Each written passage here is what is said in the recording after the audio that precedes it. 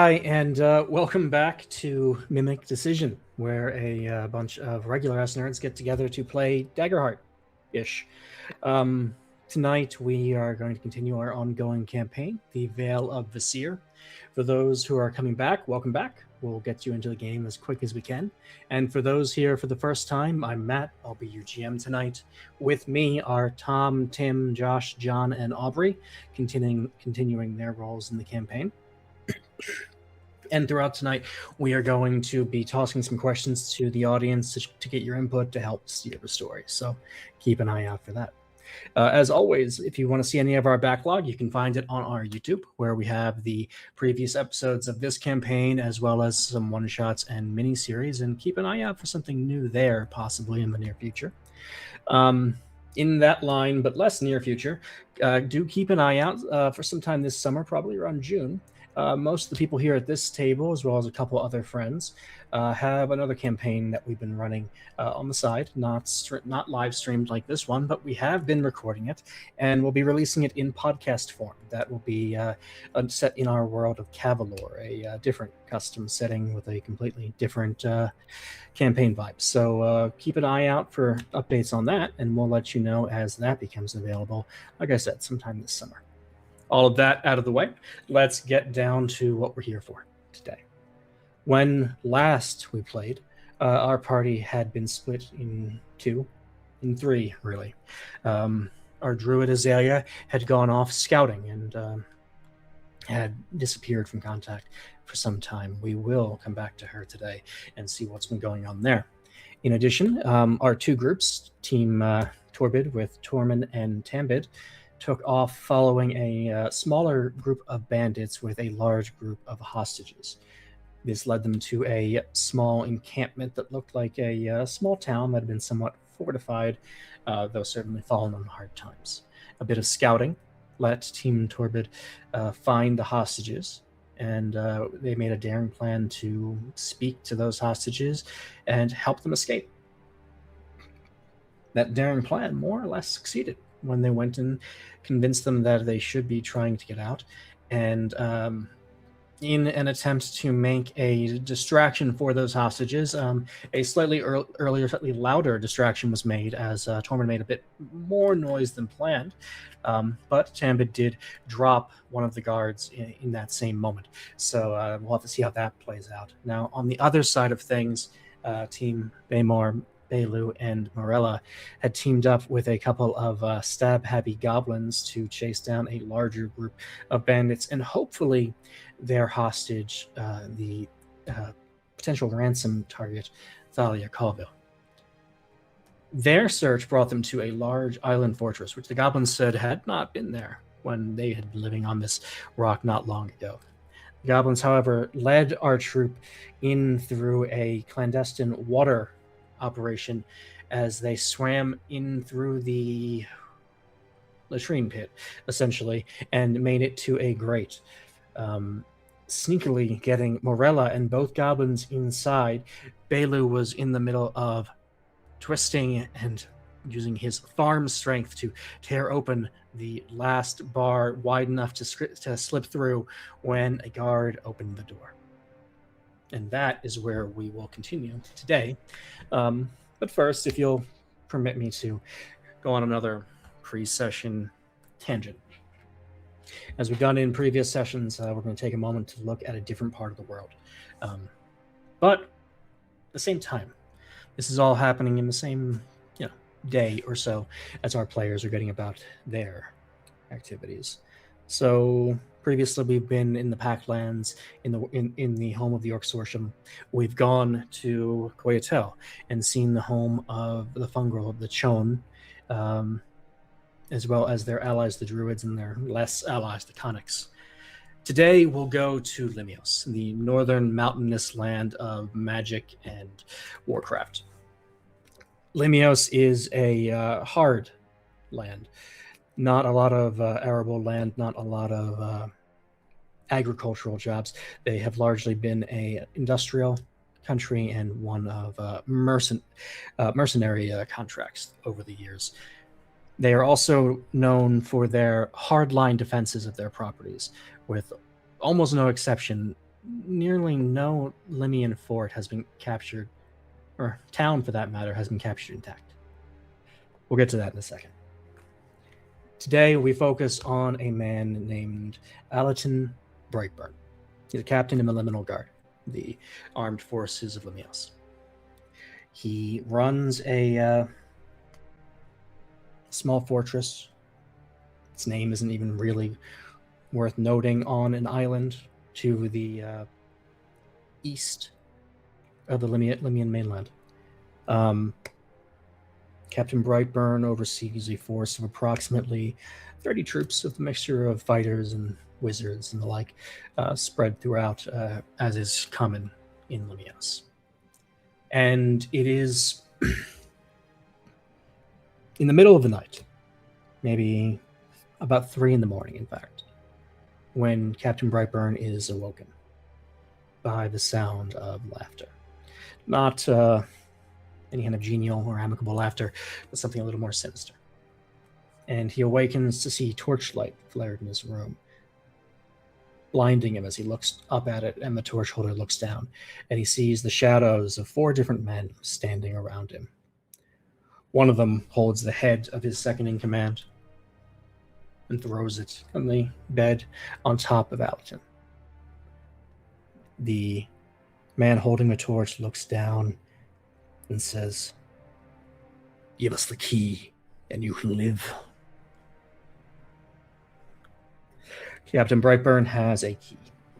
It's not a particularly important key in terms of practicality.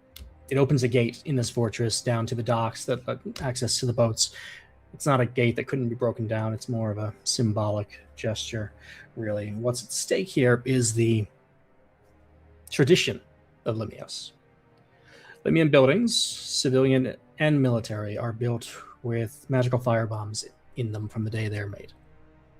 No Limian settlement has ever been taken, with 1 or 2 very large exceptions, because to a man, those with the power to detonate those bombs have done so in the past. Captain Brightburn is quite certain at this point that nobody else alive on his side lives in this fort, or these 4 men wouldn't be in his bedroom right now. Certainly not without him being alerted beforehand. Around his neck, he wears a lanyard. On that lanyard, there's a key, and there's a magical stone. The choice is simple. As Captain Brightburn reaches to his neck, what does he grab? The key?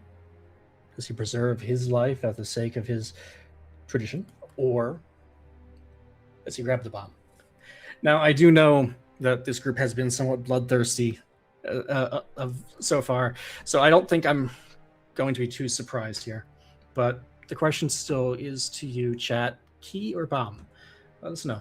I promise all these little stories are coming together. We're building to something, and the consequences will be felt.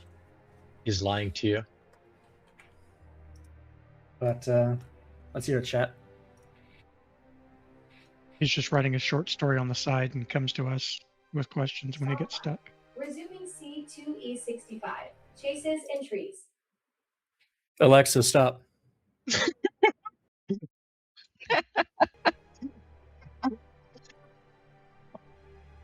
That's the novel being written. Yes. What did I say that... I don't even know. Oh, that reminds me. Oh gosh, you guys. That reminds you? Okay. Yes, okay, I was at Home Depot earlier, and my phone kept getting pinged from a Samsung refrigerator there. Like, it wanted me to find it and take it home. That's the one that Jin Yang hacked. Oh god. Okay. It was so funny. I think, yeah, as assumed, Chat has spoken. the bomb is the choice. Again, not particularly surprising. Captain Brightburn rushes his thumb across the key, and instead closes his hand around the stone. And with a single effort of will and a grim smile at the 4 men looking down at him, The entire fortress is wiped from the face of Vesir in a wave of fire and force. And with that, let us move on to some things where, well, maybe the violence isn't quite so guaranteed. We're going to move back to the part of our party that, chronologically speaking, is happening the earliest. There's a bit of a time gap between our two groups, so we're going to focus on Belu and Morella. Mostly infiltrated into the bandit fortress, but interrupted at an inopportune moment. Players, do you have any questions before we dive back in? So the guard had just walked into the area that's basically the restroom that we've broken into. Correct. And Belu is still outside with a couple of bars left to bend before he can get in. You have one bar left to bend, if you can pull it off. Okay. You are, however, rolling with disadvantage at this point.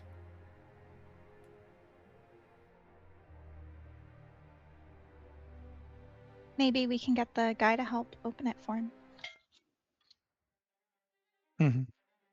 Well, if there are no more questions, the spotlight is to you, and we are paused in the moment of this mercenary who has opened the door to the restroom, expecting you to find it empty, or at least occupied by no more than one other asshole, sees two goblins covered in certain amounts of material, and a fungal woman staring at him. As his hand starts to dive to the dagger hanging at his belt, the spotlight is on the party. What do you do? I say, this is a ladies' room. And as I say that, I try to cast Enrapture. All right. Talk me through that. That is a spell cast roll. In which her little long eyelashes are going to get all really glowy, and they're like flaking off little visible spores. And I will attempt the spell cast roll. Okay.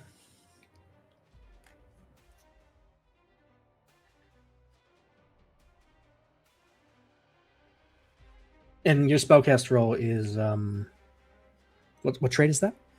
Finesse. Finesse. Okay. Yes.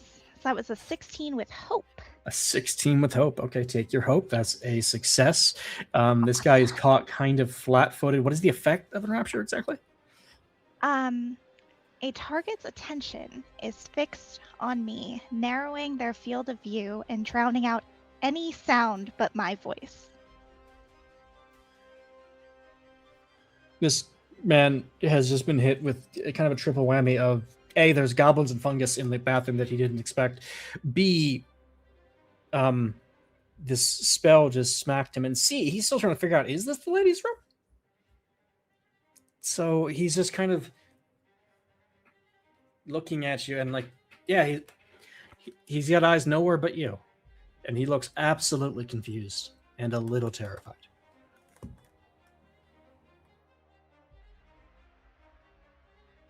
While this is going on, Belu has seen this come in, and he's just as frozen as the other guy is because he doesn't know what to do.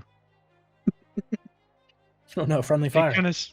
He kind of sees that guy pause, and he's quickly going to try and wrap the rope around the other bars and get what's left of that broom handle in and see if he can all right. maybe wrench it. Give me one more strength roll. Go ahead and roll with disadvantage, so add that d6. And let me know if you're going to be adding any experiences. Okay, well, just off the thing. Okay, it's oh, well, okay, that's pretty good. So with a d6, I mean it's a crit -2. What? So I don't know what that looks like. So it's a crit. Yeah. It's a crit -2. Okay, asshole. What a great humble way to say that. All right. I don't know what effect that has, but yeah. So, Belu, with can you remind us how you're going about this? By the way. Absolutely. So we've got a wet rope because everyone knows that wet clothes or wet fabric doesn't break. If it's I silk, saw- Tom. If it's silk. I saw it in a movie. He's got the rope kind of wrapped around 2 of these bars, and then he's got the broomstick in a looser section, which he's turning like a tourniquet, which is tightening the rope. Physics. Literally And watched it is somebody break a bringing the bars padlock closer yesterday to with a metal rod like that. Okay, we'll see. There Not you in go. person, but Oh, I was gonna say, how Still bikes, interesting. I'm sure. yeah. So Belu may have been floored for a second by all of this, but his body reacts faster than his mind, perhaps, as he gets in position and starts twisting this broom handle, feeling it strain and creak and crack under the pressure. You see it starting to snap, like it's already going, and with just a flex of his arms and that farm strong power that he has, even though we're not paying for the experience this time, it's a crit, so you can have it. And he just turns it and yanks that last bar out of place with a loud, wrenching sound, enough that the guard above jerks his head sideways just for a second, looking down at you, and then, as if like an unseen force is grabbing his jaw, it just turns him back at Morella, and he kind of jaw goes slack for a second. Belu, there's now enough room for you to step into this room, or to I will climb do up so. through. Yes, I will do so. I will get into the room, and I see that guy is still not paying attention to me at all. Correct? Correct. He has eyes for nobody but Morella at the moment, which means that there are currently 2 goblins who are really, really, really trying to be good and are very close to stabbing this man. I'm kind of gonna pause there now that I'm in. Be like, Morella, what should we do? Villar told me to meet him here. He, yeah. He's Who? ready to ditch the Dawn, and his hussy of Villar, sometimes he goes by his middle name, George. I just call him Schmoopsy, but he was gonna come back to be with me and not with her, but, he was done with the Dawn, so he told me to meet him here. I thought it was a little strange, too.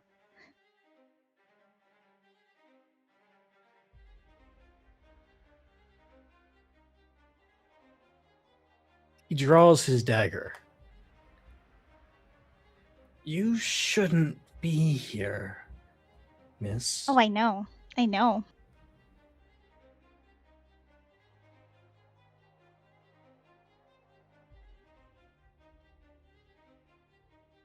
Keeps trying to turn his head. Like he knows that there are other people in the room, and he is trying to look away. And each time he does, the power just kind of draws his eyes back to you. And he's gonna try to stab you.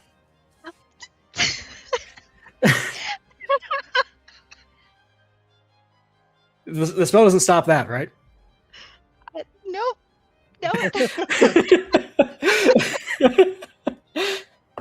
Can only stab her. Yes, that is how I'm interpreting that. That is a 14 to hit. Oh, it does. It does hit. Okay. That is 10 points of physical damage Oh my. as the dagger sinks into your side. But it catches on the leathery undercoat thing. Oh, okay. Very You spending some armor? Yes. Okay. So you're taking 1 point of damage. 1 point of damage. Minor damage. I thought this guy would. Yes, minor damage. Don't salute that.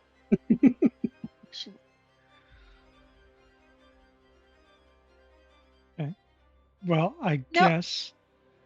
Go ahead. No, you could go. I'm getting stabbed. Okay. So seeing that, Belu is, as soon as the guy kind of pulled the dagger at, Belu was kind of reaching for the hammer, and now he's going to bring it down on right on top of the guy. Okay, you're rolling with double advantage as the dagger sinks into Morella. Both of the goblins are flinging themselves at this man. So is that Does he- 2d6? 2d6s. Okay. Does he yell hammer down when he does it? He does not, because he is Okay. not. Because Because he trademark actually wants to infringement hit- is a He is thing. not a trademarked character. Okay. Because he actually wants to 11, hit 12. also, I guess. That's I probably don't need it, but let's go with it. 17 and 7 is 24, plus 3 is 27 to hit. Wow. I mean, How- double advantage is a pretty helpful thing. I'm I'm assuming sorry, what- 27 hits the guy. 27 is gonna hit. Yeah, this guy's not even Yeah. wearing his armor right now. Okay, so that's going to be 2 of these, which is it's not great. 7 and 3, that's 10 points of hammer damage. Hammer damage. 10 points of hammer damage. Okay, Yes. that brings it up to 2 points of hit points marked. As the hammer comes in and kind of like crushes his shoulder in, you see it kind of collapse, and his arm hangs kind of limply. Not his dagger shoulder, but he's been disarmed in a way. No. Bill is What kinda was that just gonna roll with, look at bud? it. Oh, I'm sorry. That was with fear. Ah. Yeah. I'm sorry, I forgot to mention it. Must have slipped my mind. One is enthralled. Is that like a temporary condition that I have to spend away? Yeah. Or okay, I'm gonna spend a Yeah. fear to remove that then. So so that fear comes in and out, and then my boy is gonna try to stab Mullet or Bailu. I apologize. Yeah, like there's a big difference Um, there. Oh dang! I That- should have made him mark the stress. That is a 13 to hit. Yeah, it's gonna hit. Okay.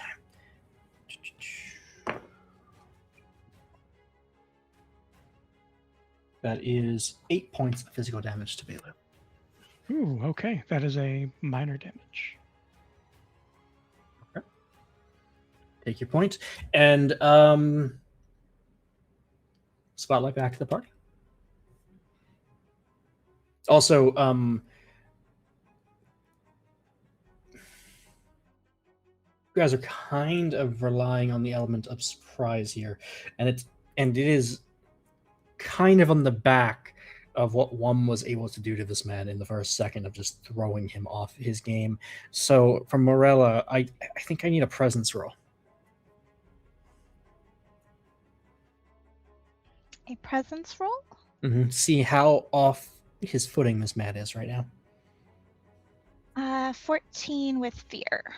14 with fear. Okay. No fear on this one. We're just gonna call it a reaction roll. But 14. Okay.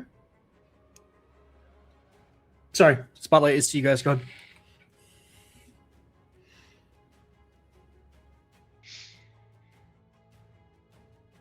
See, I was trying not to fight you.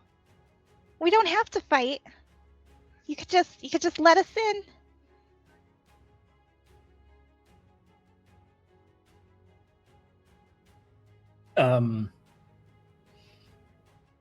He just kind of looks away from Bailu for a second and looks back to you and just says, "Shut up, you daft bandit." Quite offended. I will not let that stand. How rude.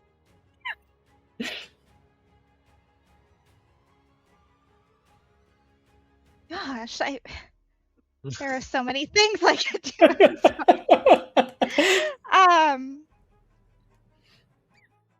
Jeez. Okay. And I will just be kind of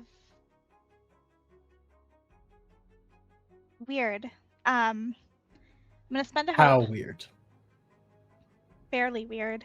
Okay. And so I spend a hope that comes from being very offended. I don't know. You're hopeful over that or something.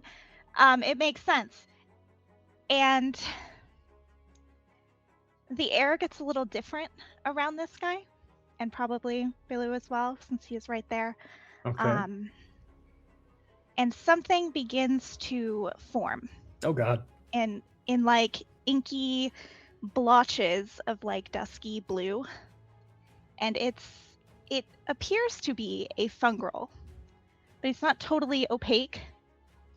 But he moves to stab the guard as well, though doesn't seem to be holding anything.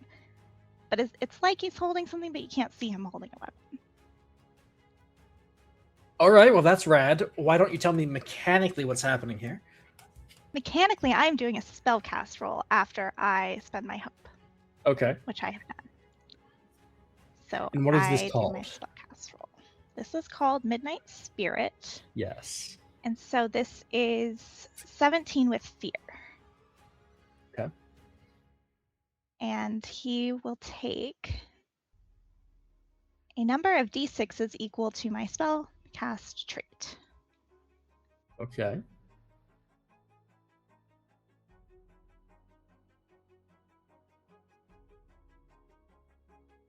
So that is a 4 plus my sneak attack because an ally is within melee range. And we are tier 2? We are tier 2. Okay, so he will take 2d6. Let's see.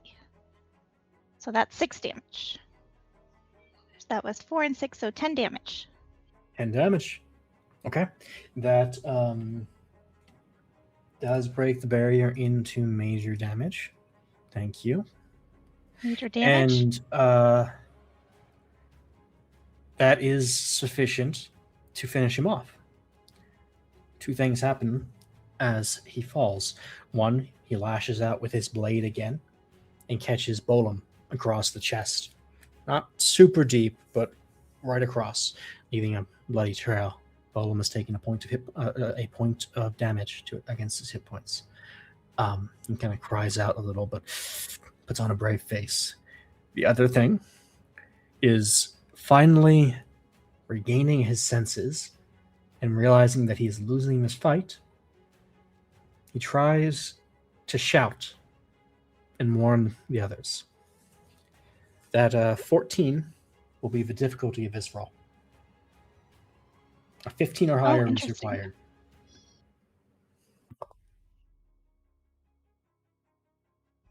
Six. Whoa! He dies with his cry aborted in his throat as your spectral midnight stabs show the goblins how it's done. As blood gushes up from these, ghostly wounds. The man collapses to the floor, bleeding out quickly. And the dusky blue mushroom man dissipates. Okay.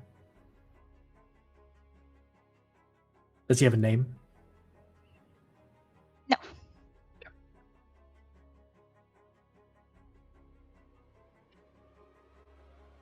Well, for the moment, you are safe-ish, standing here in this bathroom with a dead mercenary at your feet.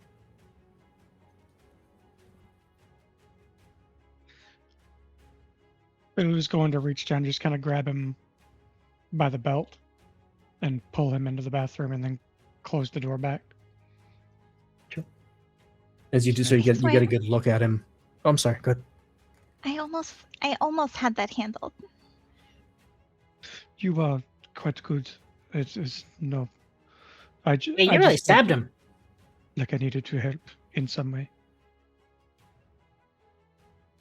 I'll be good for stabbing this now.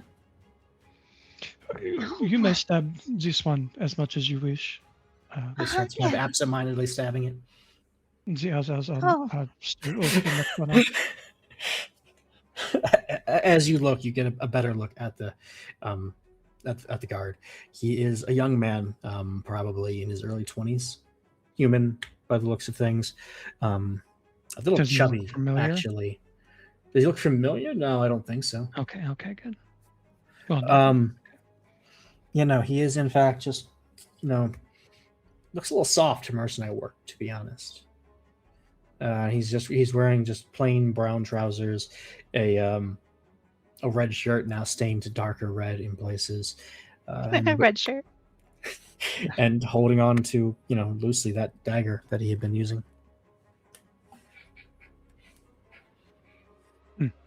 You seem to have been stabbed. Are you all right? Do you need some assistance? Oh, that's just a nick. You didn't happen to get his name, did you? I did not. He may have some form of identification on him somewhere, but you must stop stabbing for a moment, please. And I'm gonna check his pockets. Do I find anything identifying? A letter from a loved one, perhaps?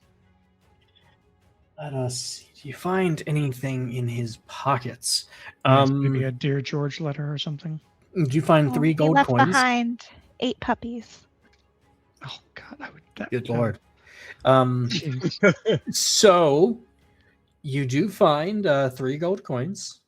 Okay. And you know what? How about we go to the audience here?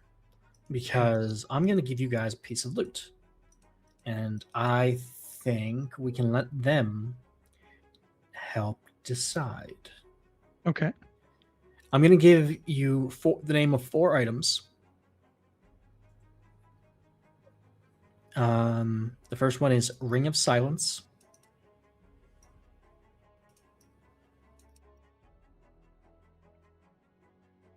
The second is a bag of fickle sand, spelled like fickle sand, one word.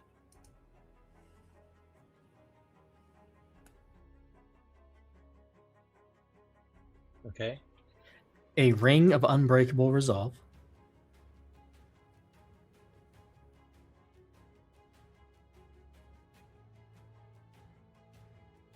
And sorry, what was that 4th one?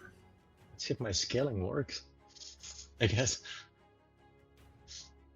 Sorry, I had one other thing I'm trying to find.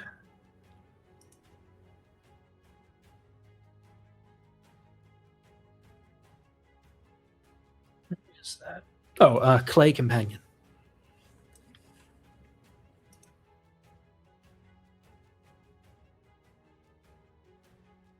All right, chat. So this unlucky guard, maybe he had some money. I don't know. He had something on him, something of value. And these are the 4 options I'm going to give you. I'll tell you the Ring of Silence will help with stealth. A bag of fickle sand is kind of a utility item. It's got some combat uses as well as some interesting utility choices.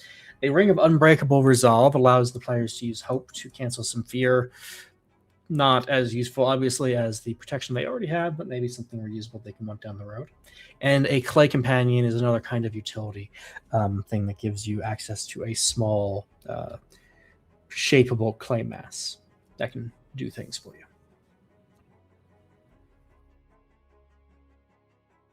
So let's hear it.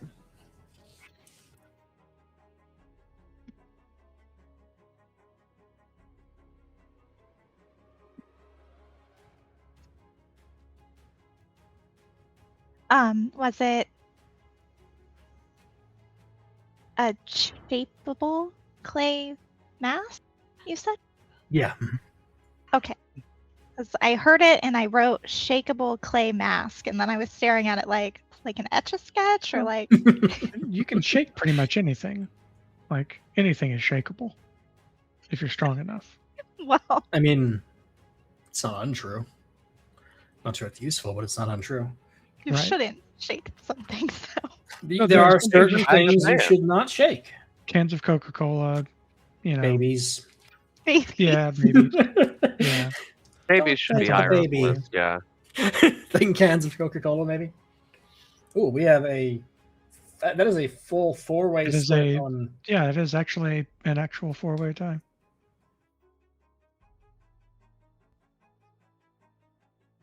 Hmm.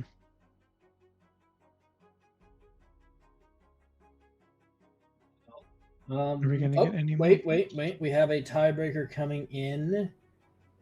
We have a tiebreaker. Okay. It is the Ring of Unbreakable Resolve, I guess. So what that is specifically, once per session, when the GM spends a fear, you can spend 4 hope to cancel the effects of that spent fear. Afterwards? Yes, After after I've spent it.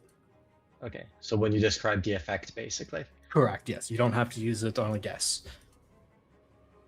That's pretty nice. Okay. So yeah, that is what you find on this man. Oh man, I Nice. was hoping for a ring of silence. Yeah, it would have been my vote as well, I think, I kind of wanted the pocket Santa. because Bailu has now twice been attacked after failing a sneak against these guys.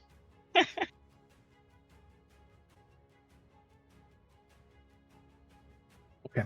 Let us give these guys a moment to pause and get their senses together, and let us move over to our second pair of the evening. Tambid and Tormund. Now, you guys are in a slightly different kind of situation. So I did take a moment and give you guys a map with a relatively correct setup of your situation. Feel free to take a moment to move your characters, if you would, to where you might want them.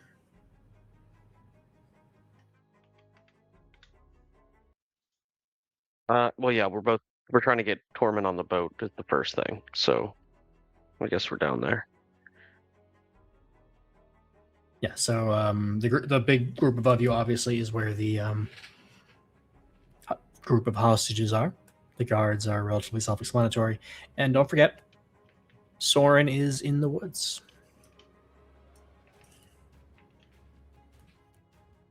Good word falafel. Code word falafel. Good.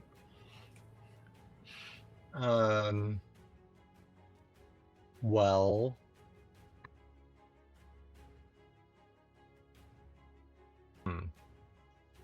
time to stab, I think. We're in it now. Yeah. Yeah, like I'll at least the people around the boat. Yeah. Go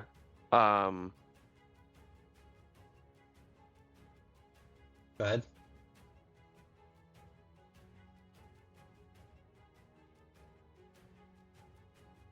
I'm gonna shoot the middle two in front of me, going towards the boat. I'm gonna shoot the one that's slightly closer to me, or try. Okay. Make your roll. Oh, I guess there is a map now, isn't there? There is. That is a 23 with hope. A 23 with hope. That's definitely going to hit. Okay, so the first thing I'm gonna do is I'm gonna spend 3 hope to target 2 other enemies Cool. in the same range Mhm. with my hope feature, and it's gonna be the other guy in the middle, and then the guy to the right of him. So like more. I'm trying to give Tormund a clear shot if I can hit a couple people. Understood. And then I'm also going to spend a stress to up my proficiency by 1 Okay. for this attack. So tell me, what does this look like as Tambid gets ready to fire off? 3 different shots, essentially. Is this kind of a rapid fire 1, 2, 3 situation, or are you knocking 3 arrows at once? And No, I think this is very fast, very quick draw. Okay. 1, 2, 3, like moving left or from right to left as I go. All right. Go ahead and roll it.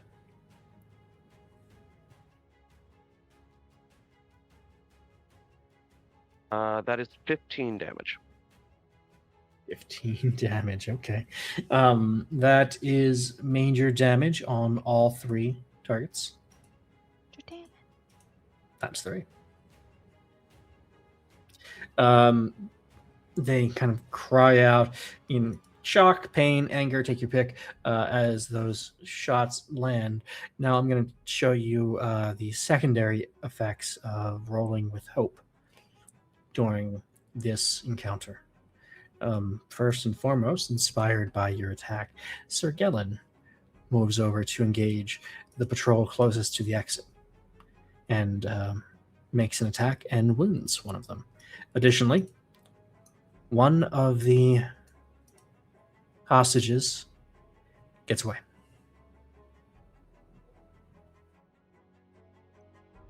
Spotlight's still on the party.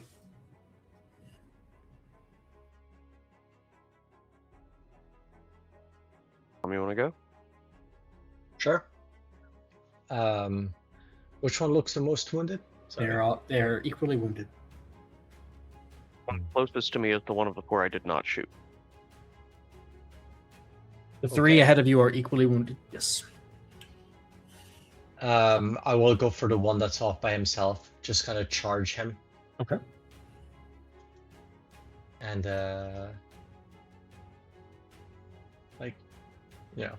I guess just stab. Just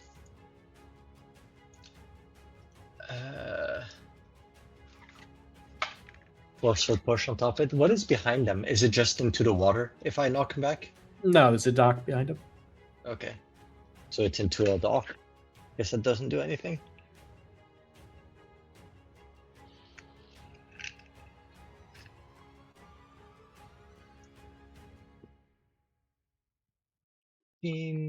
Plus 3. 18 with hope. Okay. Oh, that Take will a hit. blow. Yep. And I get to do 2d10 plus. Okay.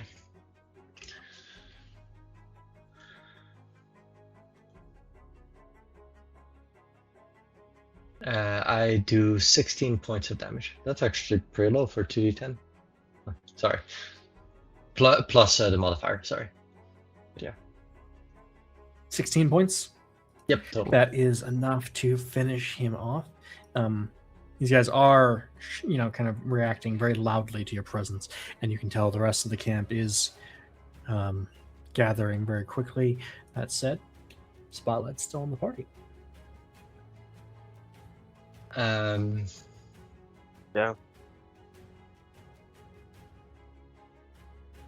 Oh, can I move after, by the way, attack? No, not really. I don't know how it is in the... Yeah, I mean, the answer is not really. Okay. So, Okay, I guess that's fine. in theory, the way your movement works is your movement is packed into your action. Okay. Sounds good. But like, if you want to, I don't know how strict that is, and I'm not going to get that strict on it. You don't have a full movement after that, but if you want to move a bit, you can. It was going to kind of get close in front of the... Yeah. Are you going to go for the boat? No, I was Or- actually going to go in front of you, in front of Tambit. Kind of try to stand in front of him, be like, get through me type thing. But if I don't have the movement, that's fine. That's fine. Okay. You also roll with hope, though. So Yep. another one of these guys goes down as Sir Gellan lands a hit, and another one of these makes it out. As I see Corman running towards me, the guy furthest to the right of the ones I had shot previously, I'm going to shoot at him again. Who? Sorry. To the furthest to the right? Yeah, the furthest right, not directly in front of me, but I gotcha. second guy I hit last time. Mhm. That's not going to happen. That's a 8 with hope, but an 8 with hope. Okay. Certainly a failure.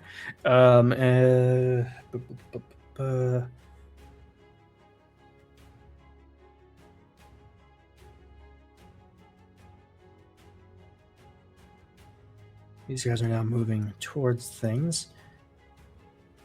Sorry, one second. Just checking.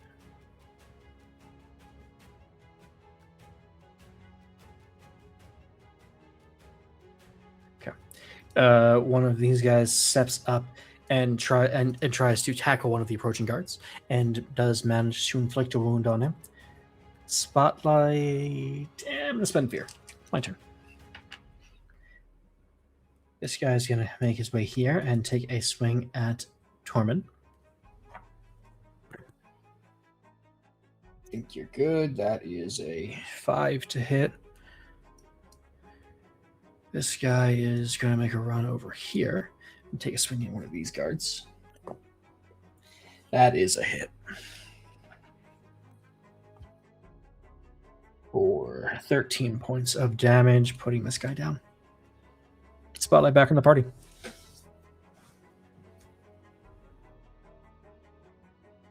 Yeah, go for it. I am going to attack one of the wounded ones in front. Well, in front of me. Yeah.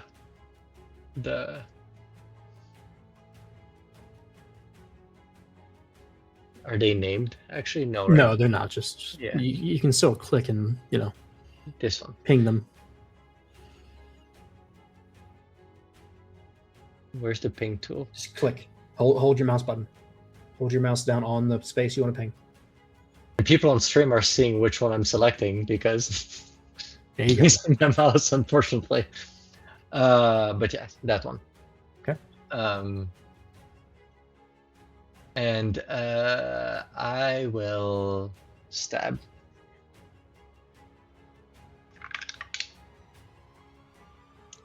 I doubt this is going to hit.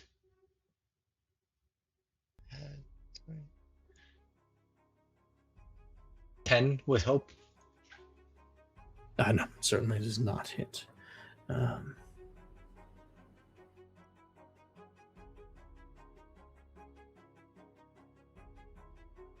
guys move up to block. Spotlight's still on the party. Now that the guards are starting to attack hostages, I'm going to move north. Okay.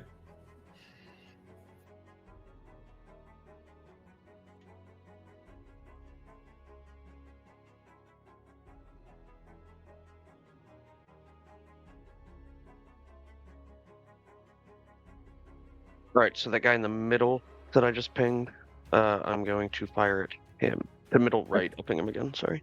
Hey, yeah, which one? Sorry. Gotcha. Okay. So I'll fire at him.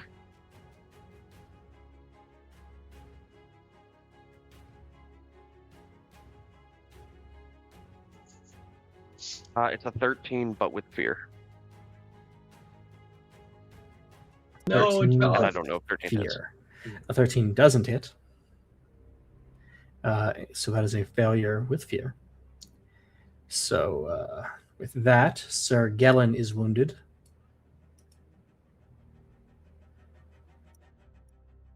One of the hostages killed. I gain a fear. And Tormund gets attacked by one of his many friends down there. That is a cocked die. 1 second. That is an 18 to hit. That hits. That is 11 points of physical damage. That if it ties, that meets the threshold, right? Yes. If it ties, it's on. It goes up a tier. Okay. I'm going to use a point of armor to take Okay. one minor. Keep it minor, sure.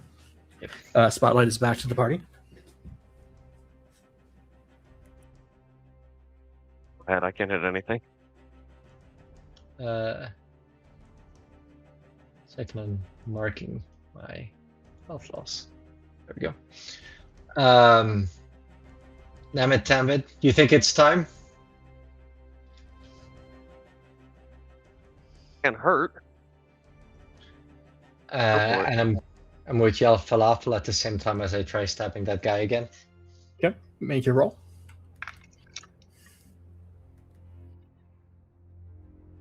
20, sorry, what's my modifier again? 23. With hope. Okay. That hits. Yes, Tom. A 23 hits. It's satisfying for us when you tell us we hit. It's not that we can't track the numbers. It's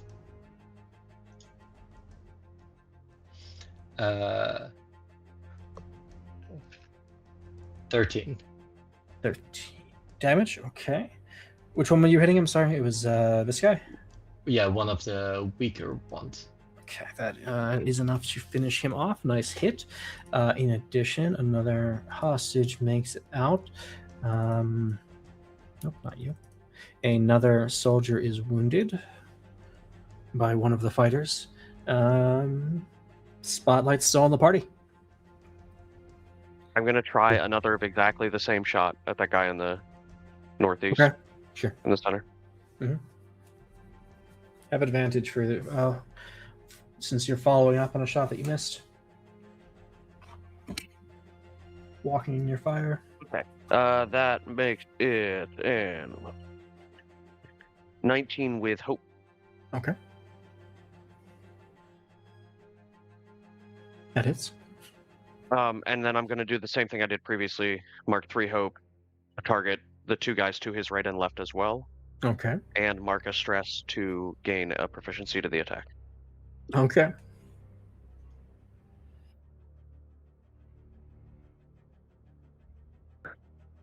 For 14 damage.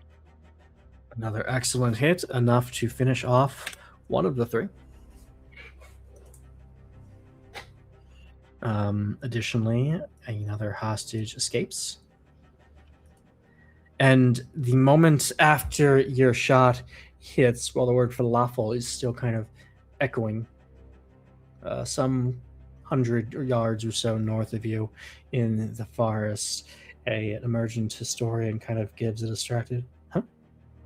Oh, right.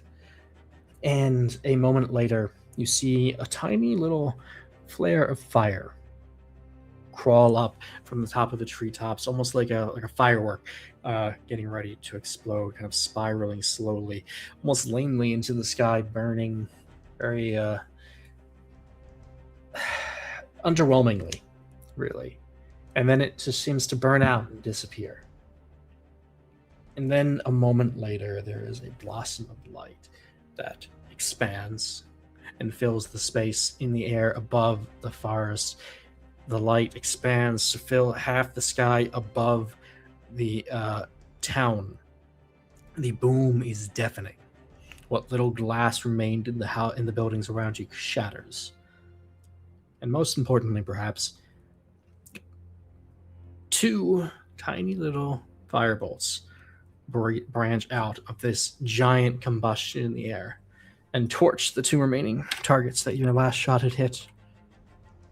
Jambid, clearing open some space and allowing not that many.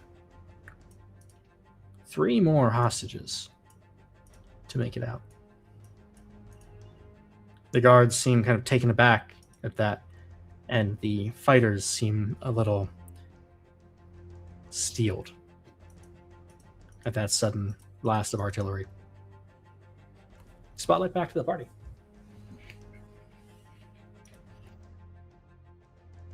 Oh, go ahead. Okay. You got those ones back there, and I'm going to keep looking at the ones forward, and again hit this one at the bottom, and just going to hit him. Please don't do what you did last time and keep rolling with hope till the last one of the evening. All the streaks continuing. 17. Yeah, it's Hope.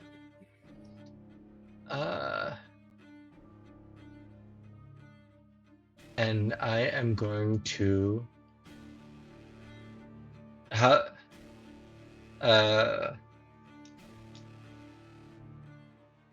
going to spend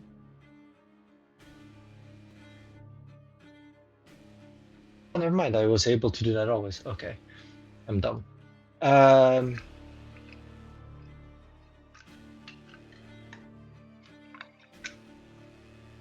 3 + 2d. numbers are hard. Oh well. 23 damage. 3 damage. Okay, yeah. That finishes off another. Already wounded by earlier attacks. Spotlight's still on the party. All right. Matt, the guy to the northwest, he is wounded. Is that correct? That one is not. Northwest. Yes, that one is. That one is, because I don't think I can move far enough to get an angle on the guy to the east yet. Right, I follow you. So I'm gonna move up so that I can get an angle on him next turn, but I'm gonna shoot the guy directly to the north instead. Sure. Can you ping the one that you're trying to hit?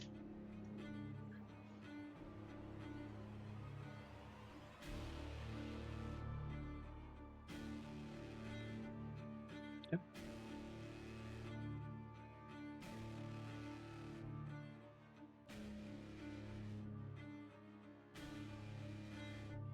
Uh, 15 with hope on the roll. With hope, that hits.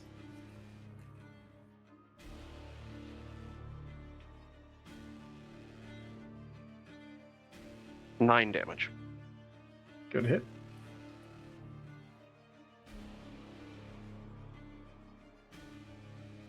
At the end of that attack, I'm going to spend 2 fear and trigger some of my guys. So this one is going to... Actually, no. This one is going to make a run for Tandon.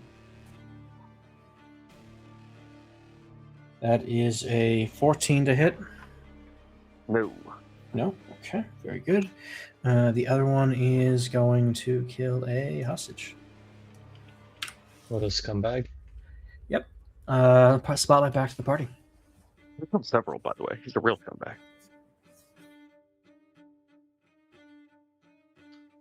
Do you want to go first? Or do you want to go this time? Yeah, seeing that guy kill a hostage would kind of irritate me. So I'm going to continue moving north so I can get an angle on him. Just mildly irritated. Yes.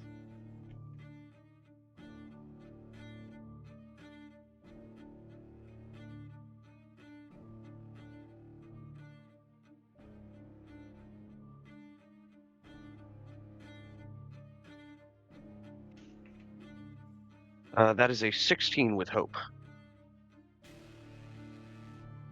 16 with hope. That hits.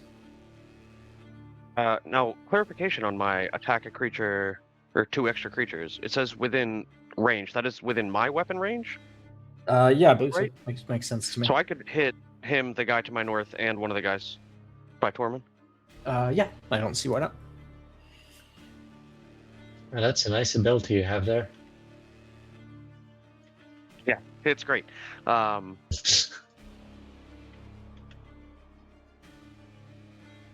sorry. Got push to talk to. I'm gonna burn up stress as well again to up the proficiency. So Okay. then I rolled crap.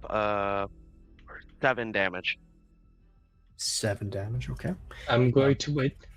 Go ahead. And if I use a paradise, it says add to a roll's result after the roll it made. Does that count? Can I do that for a damage die, or is that only for roll die? I don't see a reason that it wouldn't work. I'll double check that after session, but for today, yeah, go ahead. I'm going to add 4 to that with one of my prayer die. Okay, that's useful. Which ones were you hitting, John? So obviously the 2 in the north. Which of the southern Both ones? of the 2 to the north. I want the one that's by Tormund, not the one that came for me. Okay, well that is good because that's one you could kill. The other 2 are hurt but not dead out of it just yet. That said, Sir Gellin is going to finish that one off for you, and another hostage is going to make it out. Spotlight's still on the party. I'm going to run at the one that's by Tormund. They're Tormund. You are Tormund. Damn it. I am Groot. Yeah.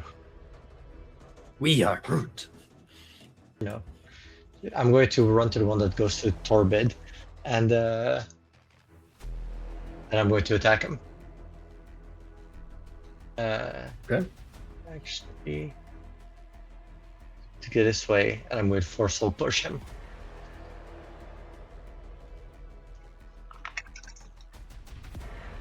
Oh, crit! Right. Um,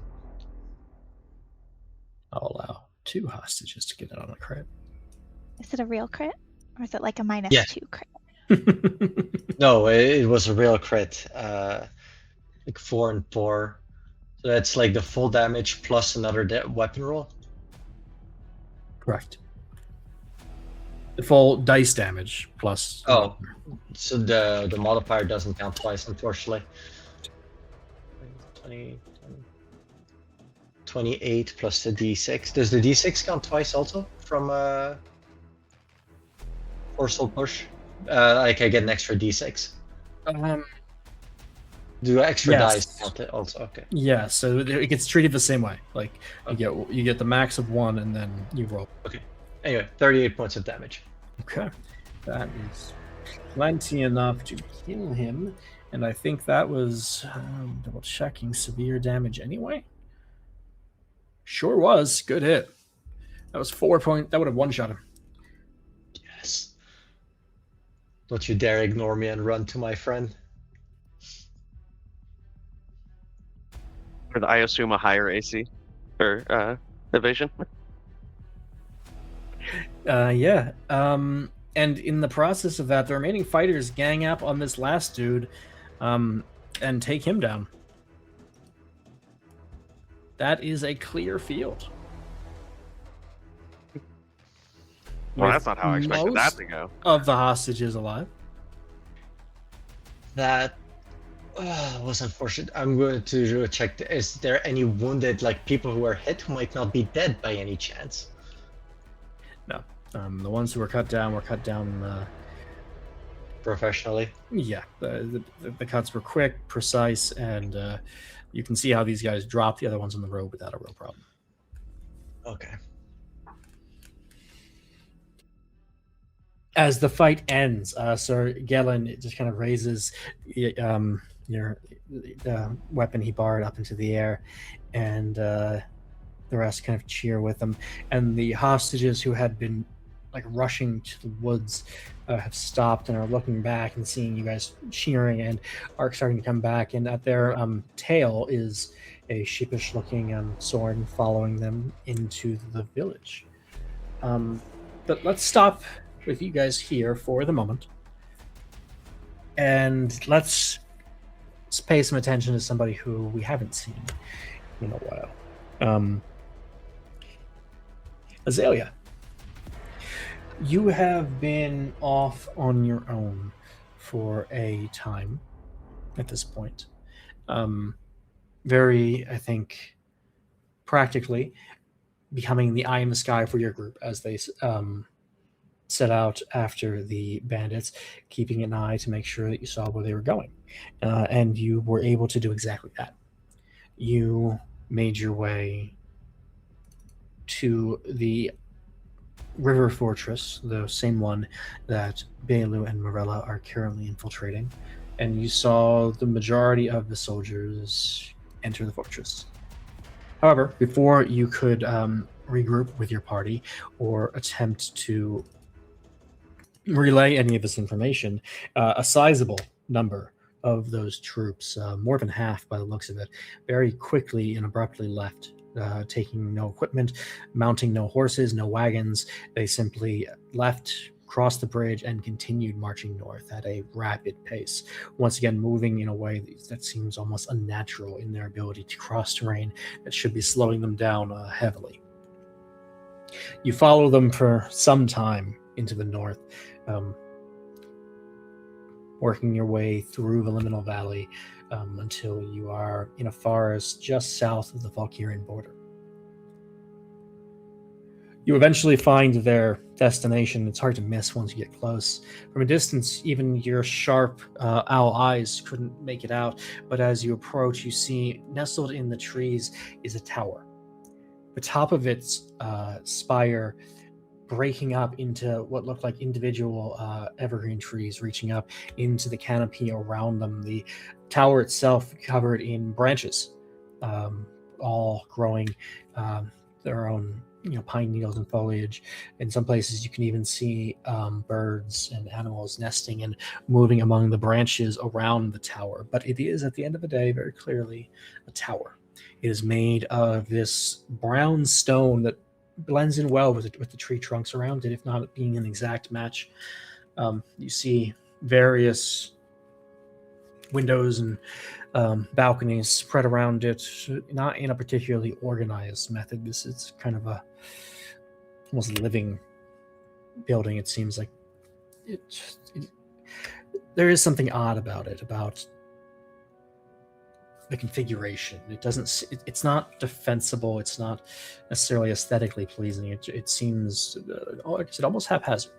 Nonetheless, the mercenaries make their way to this building, and as they reach the front door, they open it and they enter, and a group of nearly 24 bandits blink, flash in a light as bright as a photo flash, leaving your eyes blinking this kind of negative colors of your vision for a moment as you try to focus again.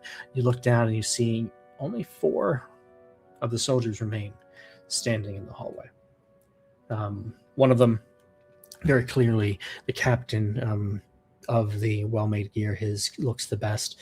He stands a little taller. The rest are clearly move around in deference to him.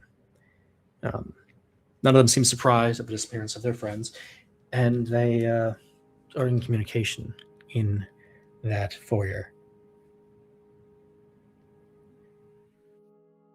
I don't have anything for you at the moment, if I'm being honest, further to report necessarily.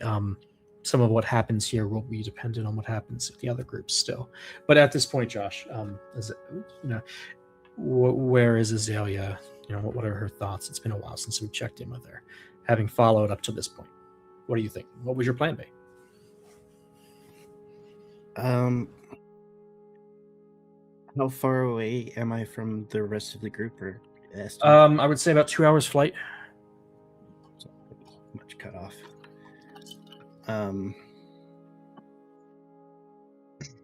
Yeah, I don't know. I guess really just being safe, seeing all this, like, this is again what she said before about them not just being a disorganized bandit thing. This seems like a pretty, well organized group. So, yeah, I mean, I guess just careful observation, trying to, especially seeing this one guy in the group.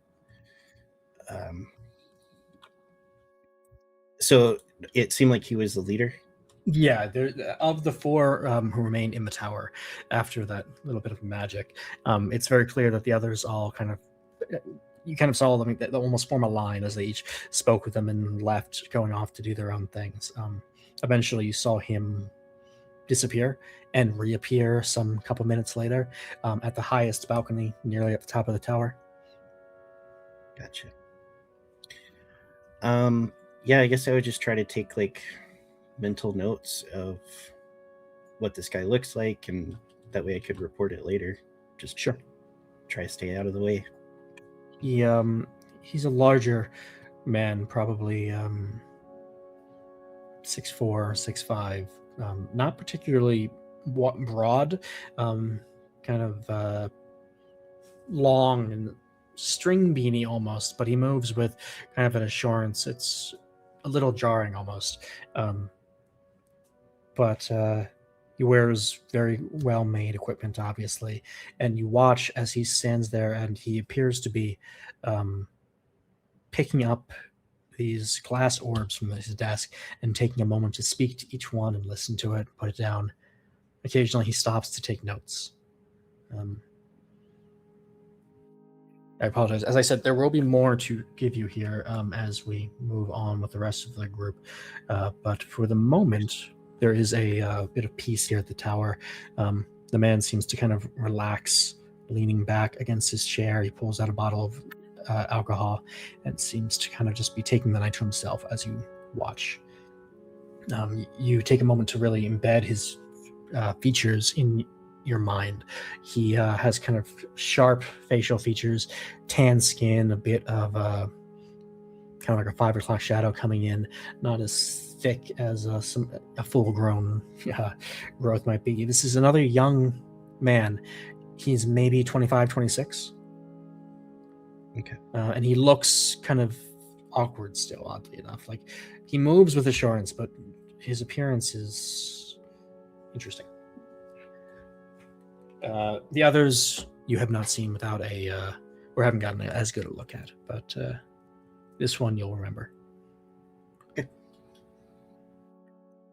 Let us let's take a moment now to move back to Team Bailu and Morella. Having closed the door from your quick and stealthy dispatching of one of the mercenaries, what do you do now?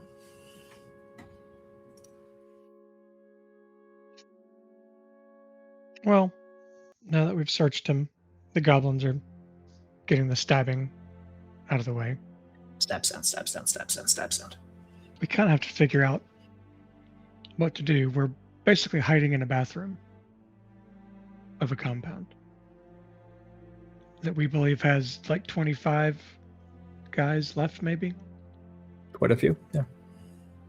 So we're just not sure. Well,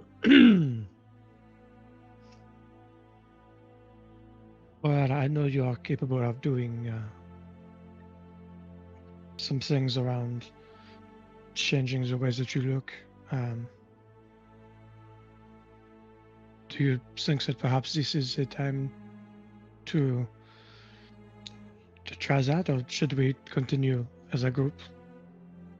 We do not know how silent our new companions can be, but perhaps we can. We could try. Yeah, I can try. I can look like him, minus a few stab wounds. At least was the best, yes. Yeah, I need a few minutes away from that noise, and I will step away from the stabbing goblin. Their stabbing rate has slowed. Oh, that's creepy. Slow stabs. It's like kids playing, they tire themselves out. I will mark a stress to do that.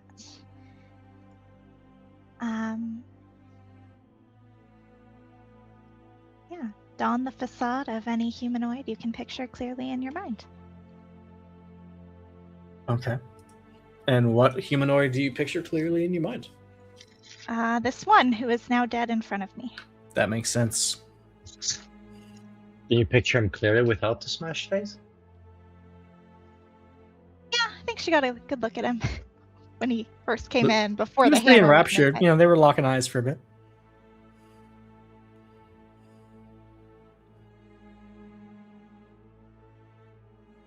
Yeah, he's a young man, early 20s, kind of chubby, looks a little soft for mercenary work, right? That's all things I Plain said. brown Sure. trousers, red shirt. Yeah, I got to give you credit. That's more attention than I usually assume people pay to that. So yeah, you are able to morph Morella into this young man, or at least his, near approximation. And for that, I have 3 finesse trait, so I get 3 action rolls before the disguise drops. All right. Interesting. That's nifty. What's the plan?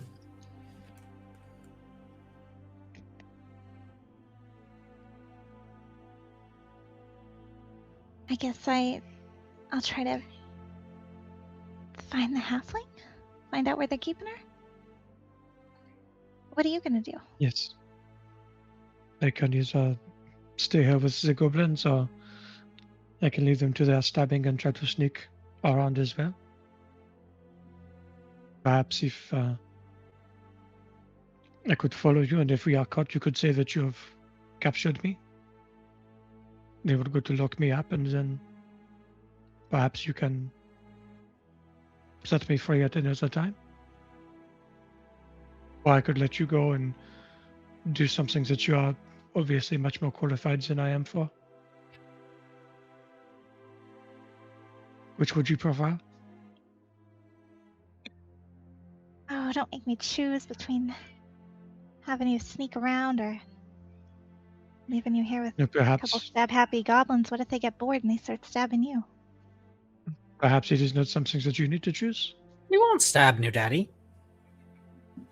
What? You're not here. Shh. Yeah, if Uh, only there were someone Torvin was really to ask. confused, like just like looking in the general direction of where the other team went, and just be like, something weird just happened. It's been a disturbance in normalcy. Right. Well, if you don't want to choose and I don't want to choose, maybe we ask We can choose. other slightly less qualified people. Maybe more qualified. I don't know. Yeah, I don't Just trust a the chat. goblin's judgment. Are you Aw. writing the question? I will write the question. All right. Chat, it looks like Team Baymore needs some help with their strategery. So let's get the question up and get the input in and see where we're going.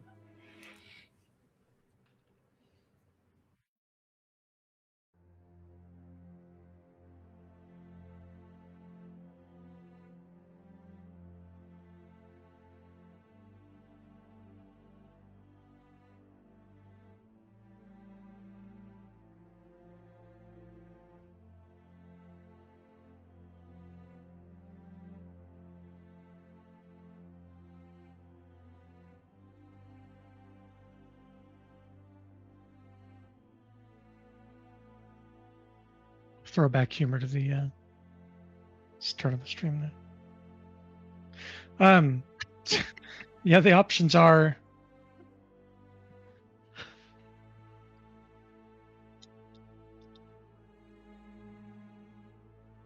Never going away. yeah. I know, So I'm trying. Morella sneaks alone. There we go. Morella sneaks with Belu, Wait, or I see Well, Alexa Alexa has takes over. stopped. Now, if there are any other good ideas, put them in chat, and we'll have them. We'll add them here as a vote, Exactly.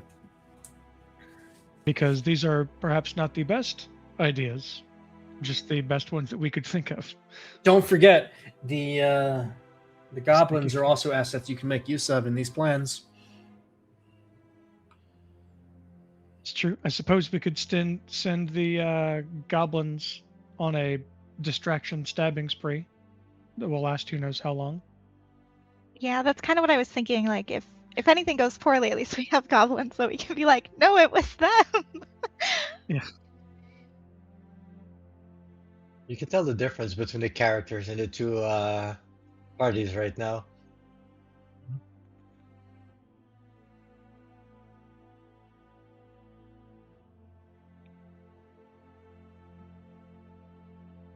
I mean, we had a different setting to start from, and when you start from a bathroom, things go a little differently. I can see how that could be much more challenging than starting from the center of a camp with 12 armed guards around them. Yes, we've added sneak together, and we've used goblins as a distraction.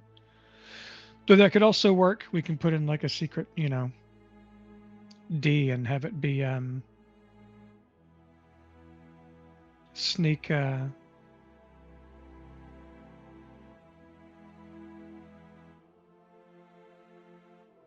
Have Morella sneak and send the goblins out, and then just leave Velu in the bathroom. It's another option.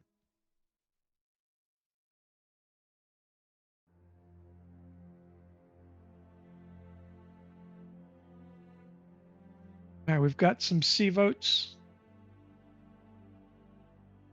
Yeah. Looks like the C is the winner here, so we will sneak together and send the goblins off on a stabbing distraction spree. Boy, this group has changed its tack from how things started, but that sounds like a delightful course of events for us to take right after we get back from our break. We're going to take 15, and we will get back to Bailu and Morella following up on that lovely suggestion and see how that plays out. Thanks, everyone. Yes.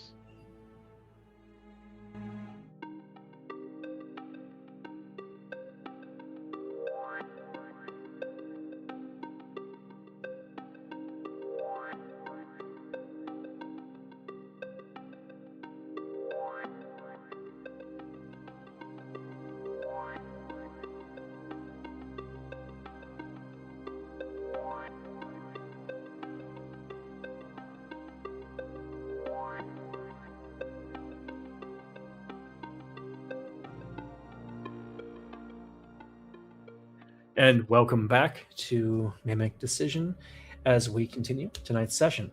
When we left off before break, you guys had just voted to let us know that Bailu and Morella, along with their new goblin allies, temporary goblin allies, it seems, will be using the goblins as a distraction, while the other two sneak through the mercenary fort.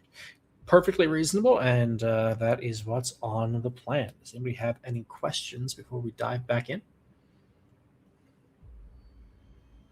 Fantastic. We stand in the in the bathroom. The still slowly bleeding body of the young man on the ground with a magical simulacra standing above him. Morella having become his body double for the moment. Does this spell affect your voice, by the way? Well, I assume so because I get advantage on presence rolls to avoid scrutiny. I'll also assume that as well because it would seem odd otherwise. Yeah, I great. was thinking it's probably like a mixture of making her look just different enough as well as just kind of messing with the people around. Okay, I like that. Kind of working on two layers or levels I enjoy. Okay. So yeah, we have this magical replica of the young man standing in Morella's place. Bailu not far off, and the two goblins, having stabbed themselves out on the corpse, are just kind of looking up at their two companions for direction. I'm going to attempt to hide this person. I'm just going to kind of pick his body up and see if I can kind of shove it through the open bars and The let it go goblins get down. on either side of him and start just pushing as well. You definitely break a couple bones in the process, but you do get him through there. And hopefully he'll just kind of go out to sea or the river. Perhaps. There is a splash as the body and its remaining no armor as the body hits the water and starts to float away, Okay. sinking slowly. I'm going to turn to the goblins and say, all right, you two. We need you to cause a bit of a distraction for us while we attempt to locate a person that we came to find. Oh, okay. What do you want to? What are we gonna do? Doyle, what are we gonna do? We kill the stabbins.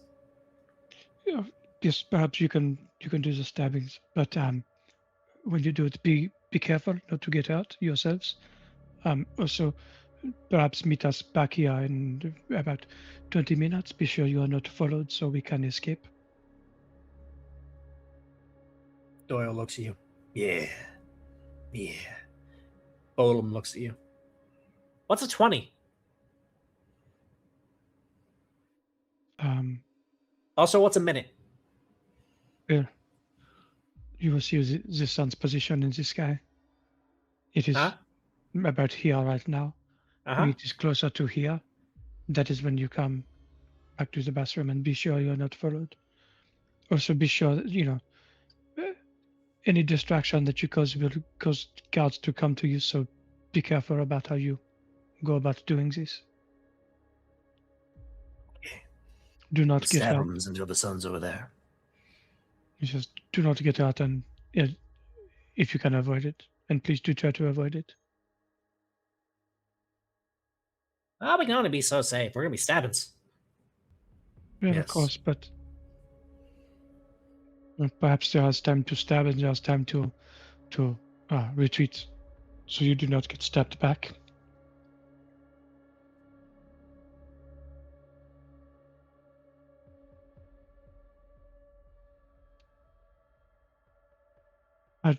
I trust you know what you are doing at this point. I will let you commit with the stabbings. Let's go, boom. Okay. You guys be safe, new mommy and daddy. Okay, that is what? Oh. And they scurry off into the hall, making a right as they leave the bathroom.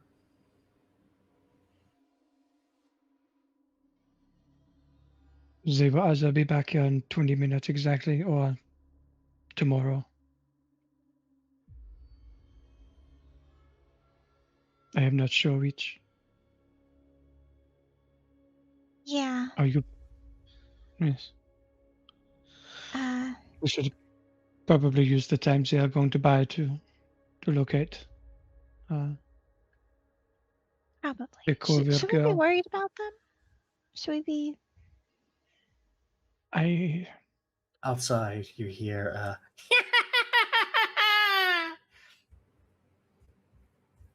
Well, I believe they are followed by doing what they a love. tumult in the hallway. Oh, maybe we should have gone first. Okay, we'll go. Yes, We'll go. perhaps. All right. Yes. Halfling I'll follow you. and your supplies. Though I don't. That'll be hard to track down, maybe. Yes, perhaps we locate the girl first, and we can purchase new supplies at some point later, if we do not find them easily.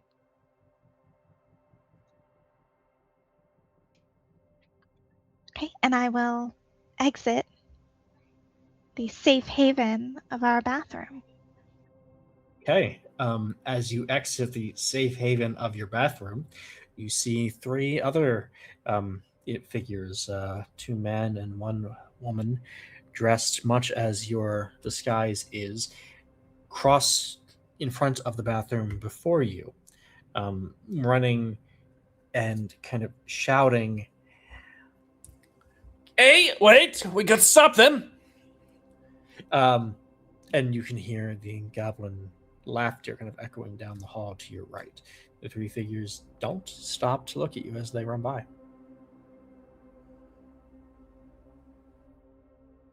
To the That is left, lucky. you see a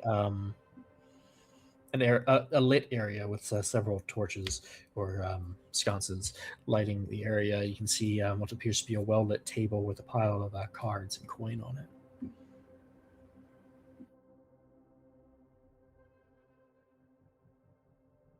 Oh, I do like a game of cards. But not right now. Not right now. Okay, focus.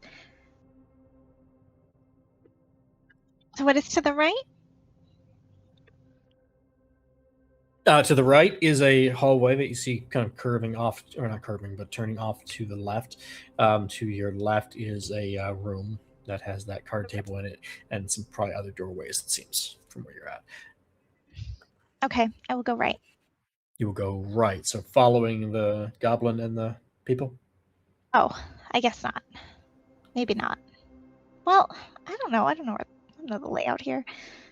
It seems weird because that seems like a rest area or something to the left. But then maybe it's a guard post. I don't know. I guess we'll go left. I like left.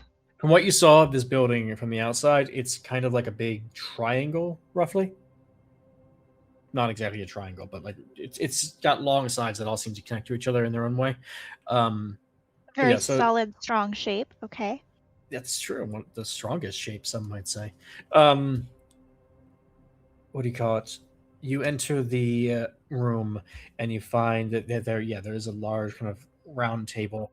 It's got a half dozen chairs around it. Four of them have what appear to be a hand of cards, some drinks in front of them, some piles of coins. You see a pile of a mix of full gold and half gold coins in the center. from this point, you can see there are two other entrances to this room besides the one you came in. One to your right as you come in, that looks like it cuts through a hallway and then opens up into a courtyard, and one opposite of the side you came in, and that hallway seems to curve to the right, kind of at a diagonal. Additionally, as you look around, you see to your left as you enter, there are a set of windows,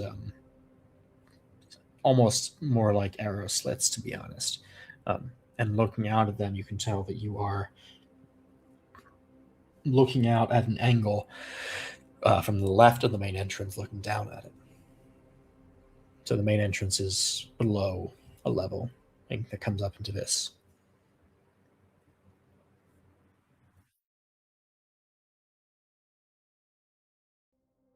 I will go left again. Okay. This continues until you find yourself approaching a set of double doors. It's a relatively long hallway. The only other notable point in this hallway are just more windows that look out. You find yourself crossing over the entrance and continuing on down this path for another 100 feet or so. And as you approach these double doors, you hear the sound of laughter. Not the high-pitched, echoing laughter of Bolin trying to create a distraction, but the sound of just maybe a couple people having some drinks and enjoying themselves. As you approach this door, we are going to need to make your first action roll under your disguise, and that is going to be a finesse roll, a hide roll.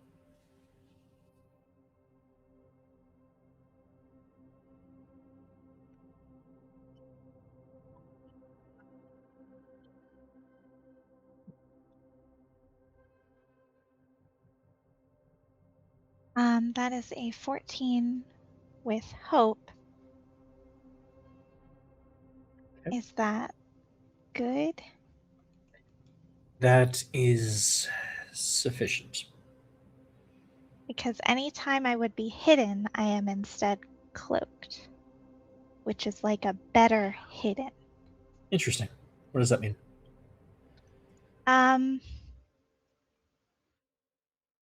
I remain unseen if I am stationary when someone moves to where they would see me. Oh, okay. Yes, I do know that one. Okay. Yes. Okay. Perfect. Yeah. So you are in fact hidden. You are cloaked at the moment. As you approach these doors, you hear laughter and you can see lights flickering out from underneath. What do you do? Also, I assume Bailu is with you. Bailu, are you reacting, acting, talking, doing anything? I'm kind of following at a slight distance, knowing that Morella is disguised as one of these guards, so if she goes into a place and then she's like comes back out of the place, it's best if we don't both go into the place, you know? Sure. You know what I mean?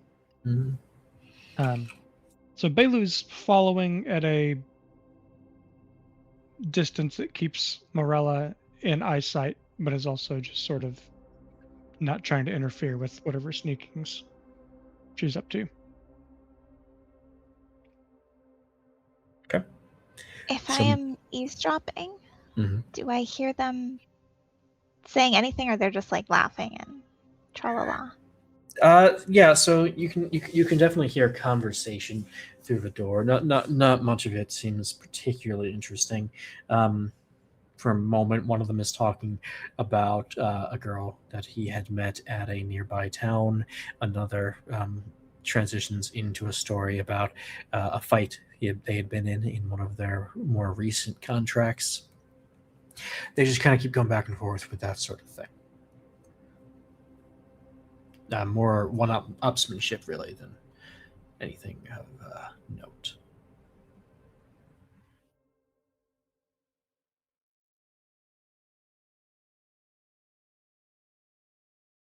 Okay, is there anywhere in the room we just came from, or is there anywhere for like to hide, like something to hide behind? For thinking of for Belu to hide behind. Not really. So like this is a pretty just long, straight hallway. Probably very intentionally made without a whole lot of internal hiding spots like that. Like Bela would either need to stay behind the doors as they're opened to be out of sight, or just be far enough back in the hallway to be not obvious. Then I can't send them into the hallway. I apologize. Gosh.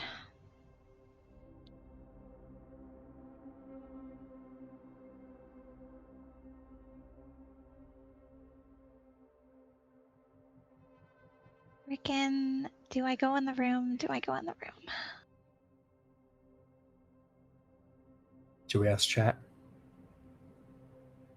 Ugh, maybe. Just real quick. Real quick, go in chat. the Does she room. go in the room? Do I just turn around and go through the courtyard instead? Oh. Because I was thinking I could walk in and be like, hey guys, there are a bunch of goblins. There are like 9,000 goblins. But then they're going to run out the way that, you know.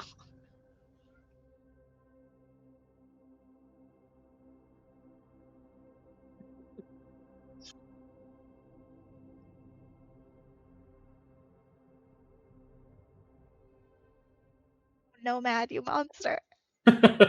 Make me do the scary thing.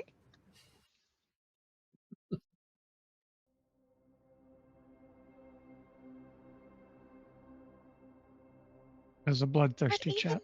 I am even unsurprised that chat is trying to help you grow into a braver Morella. she's like a stay back and calculate way back here while someone else swings a hammer. But okay. Today she graduates into the hammer. She's gonna be a murder hobo at the end of this, I swear. Okay, I All right. will motion to that to stay back or whatever, and then I will open the door. And I will stroll in. Yeah, you will. Two things here. Belu, give me a finesse roll, because you are also hiding at this point. Oh no. Okay. I open the door in like a No. cracked way, and I like sneak in at a weird so no one can see. It's a 4 with hope. Hold on to that one, because I want my to ask God. if you mean that, because the second thing I was about to ask for was a presence roll from you as you step into this room bold as brass. And if you are doing so not bold as brass, say sidling into a door crack, I may have to attach disadvantage to this roll. Then it would be a flat roll. But no, True. I said bold first, so I will be bold. Okay. So give me a presence roll. With advantage, I believe, right? Yes. Presence roll with advantage. It's a 17 with fear. 17 with fear. You hear a howl of pain somewhere from across the compound. Just a very short, abrupt. Kind of echoes through the room. Sorry, 1 second. The two men inside, as you open the door, are sitting at a small round table. They have a couple drinks between them, and a small collection of just odds and ends that they were playing with in front of them at the table. And they look up at you, and then they look up and over toward the sound, and they just kind of shake their head, take a drink, and look back at you. And well, you out of money already?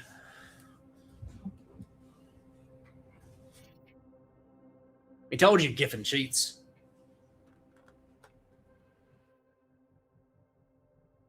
Yeah, it took me for all I got.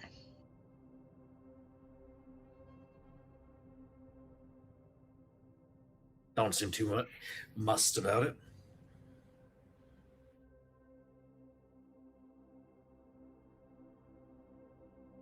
Well, it's gonna soak his socks in some bathroom water later, so. That's the way.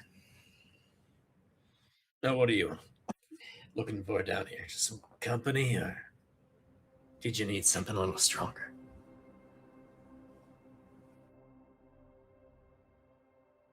No, just wandering around, really. Heard there was some commotion going on, but I what's guess they weren't in here. quiet as the grave in there. Something about a goblin, but I think, so and so is just drunk on their shift again. Who knows? We killed enough goblins when we took the place.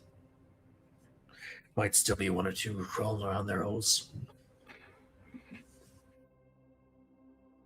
Yeah, filthy scum in their hidey holes.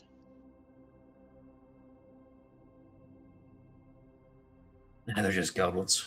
What harm can we do? His friend just kind of drinks. And yeah, what harm can they do?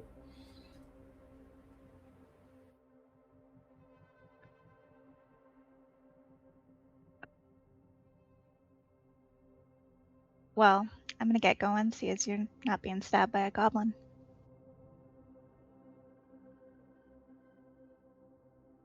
Why don't you come over here, kid? This again? Really?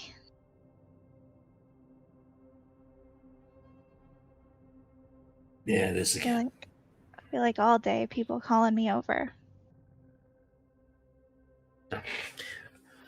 Grow some more hair on your balls, and I imagine most people will give you a bit more deference.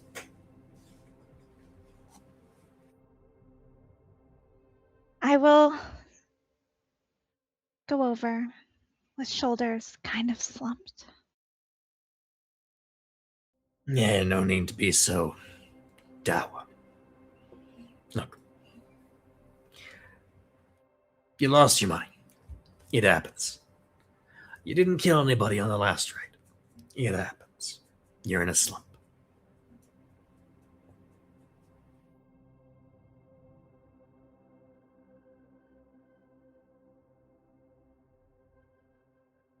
I've got. And he reaches into a pouch in his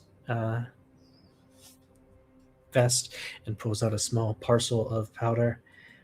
This stuff will give you a real kick right in the ass. Or somewhere else if you need.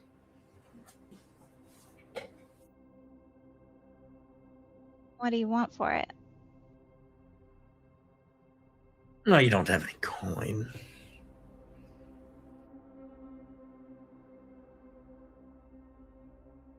What do you got?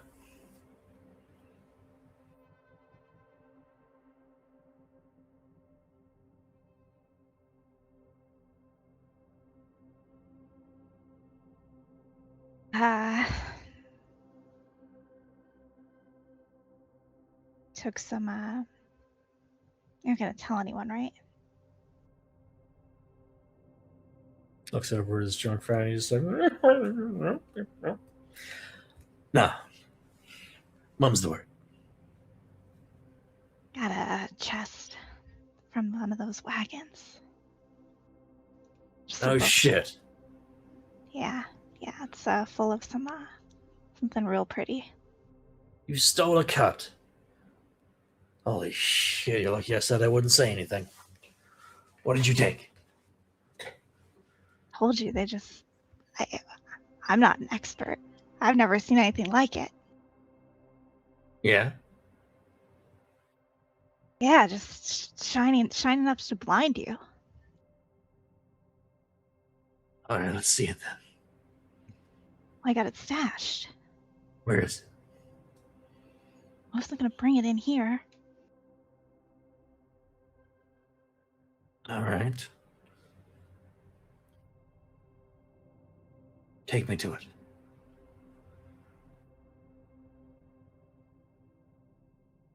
And in return, I'll, well, if it's really worth what you say it's worth, you can go see our prisoner upstairs. Okay, what else is in this room? Right. So the room you're standing in is a collection of other small tables, like the one these guys are sitting at. There's a bar in the corner. Seems kind of like a recreational, kind of relaxing room. There is a set of stairs that wrap around the outside of the room. Go kind of in a U shape up to a landing above. You can see more stairs up there. And there is another door as you enter directly across from you that seems to go toward the other end of the other side of the fortress. There's a couple sconces that are lit. On the table before them, you see a piece of parchment, a couple gems, one particularly large emerald sitting there. Catches your eye.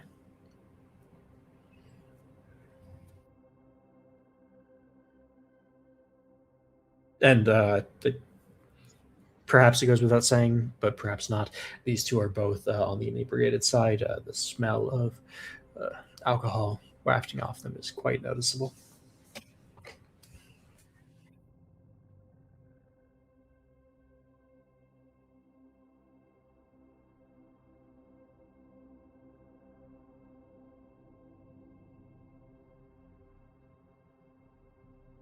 Okay, and a couple other people ran off with the goblins.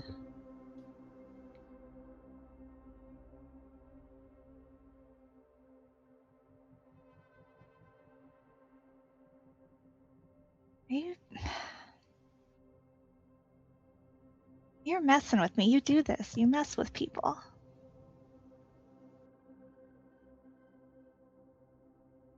Maybe I am, maybe I'm not.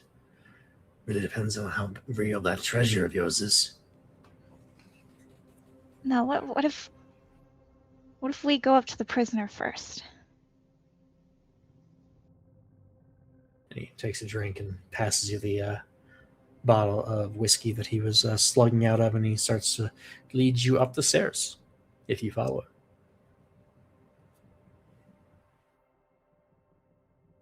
I am sitting here wondering why we don't have a signal or something. The stairs are in that same room. Yeah, the stairs are in that room. I see. I'm hoping Bailey was listening. Can I hear from where I'm hiding? Yeah, the door wasn't closed behind, so like Okay. if you're able to get close enough to be able to hear this. There's not a lot of sound going on in this area, so. In that case, I'm going to listen and see if I can just kind of peek and maybe see if they actually leave the room. Because it would just leave the one other drunk guy, right? That's correct. Okay. One who's just watching the other two going. yeah, gotcha.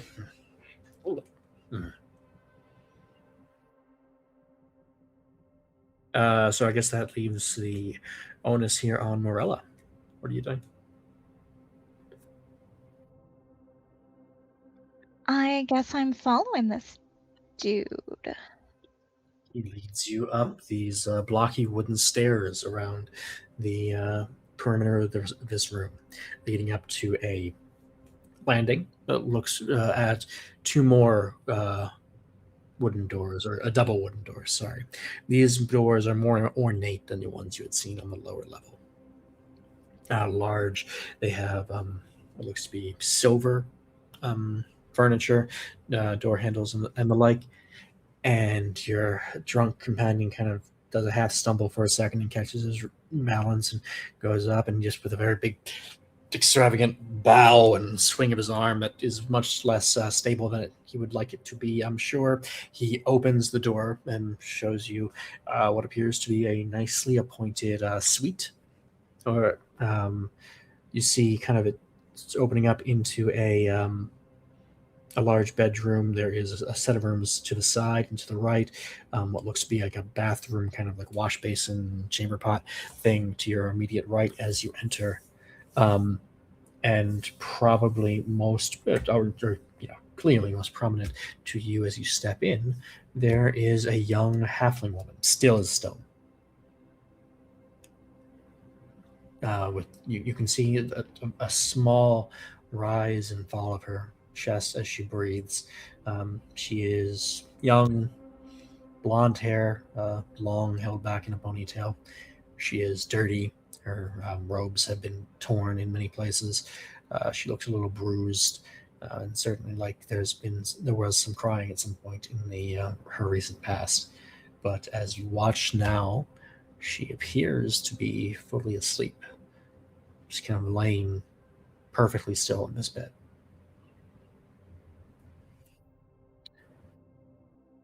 Yeah, I still don't get why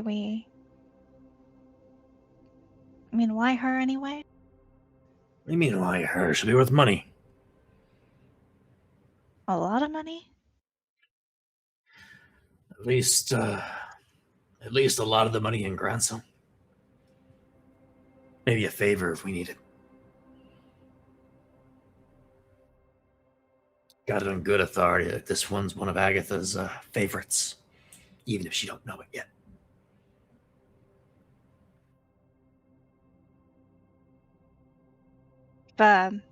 Agatha don't know it, or? Nah, the little one.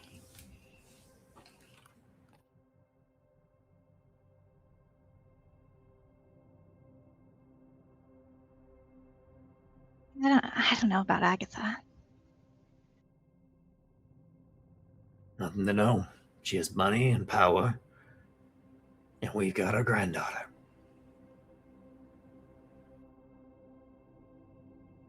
I will hand him the alcohols that he handed me earlier. Takes it, swigs it. And Cool. as I hand it to him with my Mhm. other hand, I will throw a blade at him. Oh, okay. Roll to hit with advantage. This is your third action roll. Is it?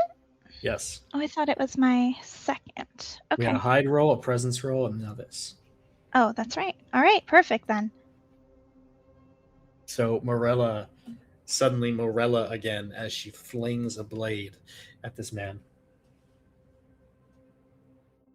That is a 13 with hope. A 13 with hope. That hits. These guys are, once again, unarmored. Alrighty, so that is 14 damage. Yeah, 14 damage because I don't think I get sneak attack. What are the elements that give you sneak attack? While cloaked or while an ally is within melee range. Hmm. So not having advantage. Right, yeah. Okay.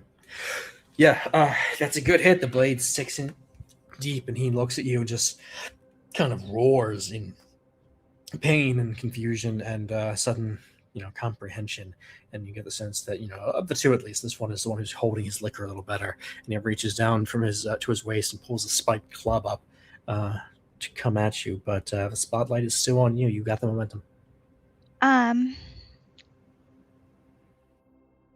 I will again, because while Morella's pretty closed off in her personal life, when it comes to stuff like this, she's learned that there are usually people around that you can call on to help. People being a sort of loose term. So I'm going to spend a hope, and again, an inky, blobby mushroom dude will appear to stab this guy. All right. That is a spell cast roll.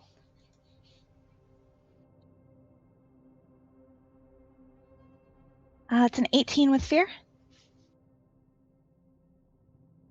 That hits.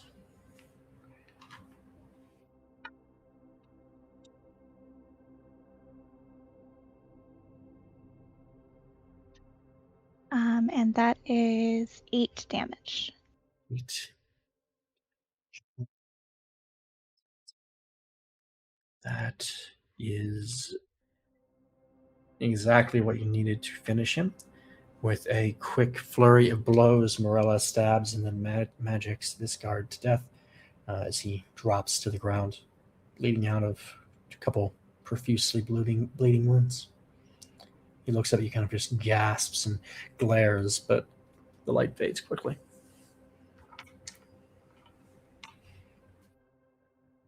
Belu, what are you doing?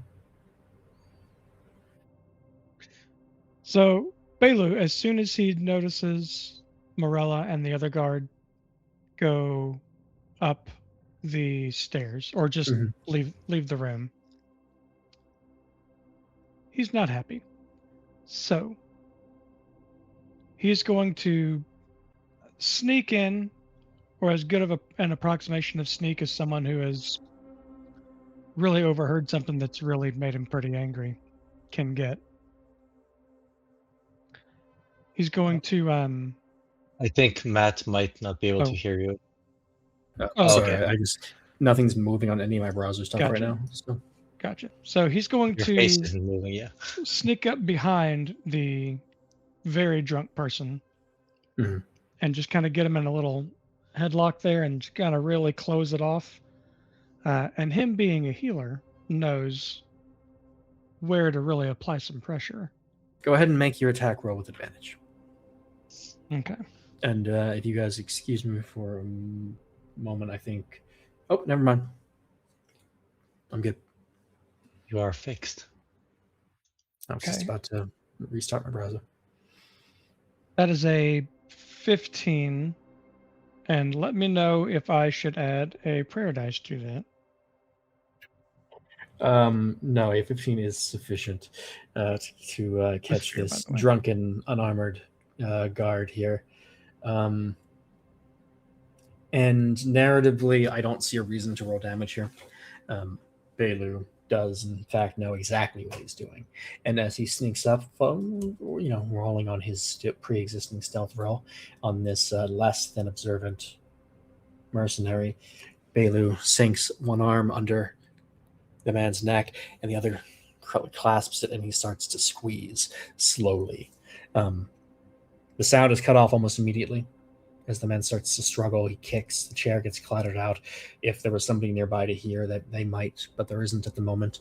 Belu feels the struggle, but his grip is just rock solid. And that same farmer strength that can bend iron bars can hold a grip against a man who is very rapidly losing his strength. So I guess the only question is, Belu, do you kill him or not? Oh, yeah. You hold this for a long time, then, knowing that it takes a while to guarantee death from this. You feel him go limp for a while, and you continue to exert pressure. In fact, to the point where you don't kill him from suffocation, but in fact snap his neck as the pressure becomes too much, and you just give it a twist. He falls to the ground. There are 12 gold coins on the table, by the way, as well as the large amulet, a locked book, and a piece of parchment. So I don't know what's happening upstairs or if Morella's in any trouble. So I'm going to grab him, toss him in a chair, and then kind of toss a bottle of alcohol at him so that it kind of splashes all over him. Mm-hmm. And then just go upstairs. We'll get the stuff on the table later if we need to. Okay.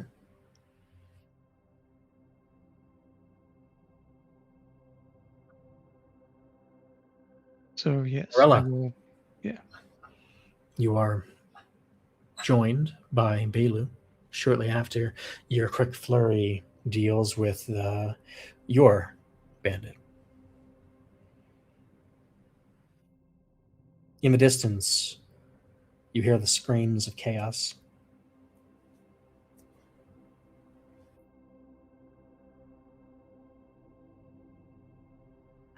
I guess I will just go to the girl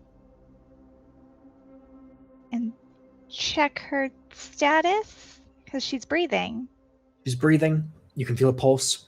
It's not particularly strong, but it's not weak or thready or anything really. It's just, it feels like she's asleep.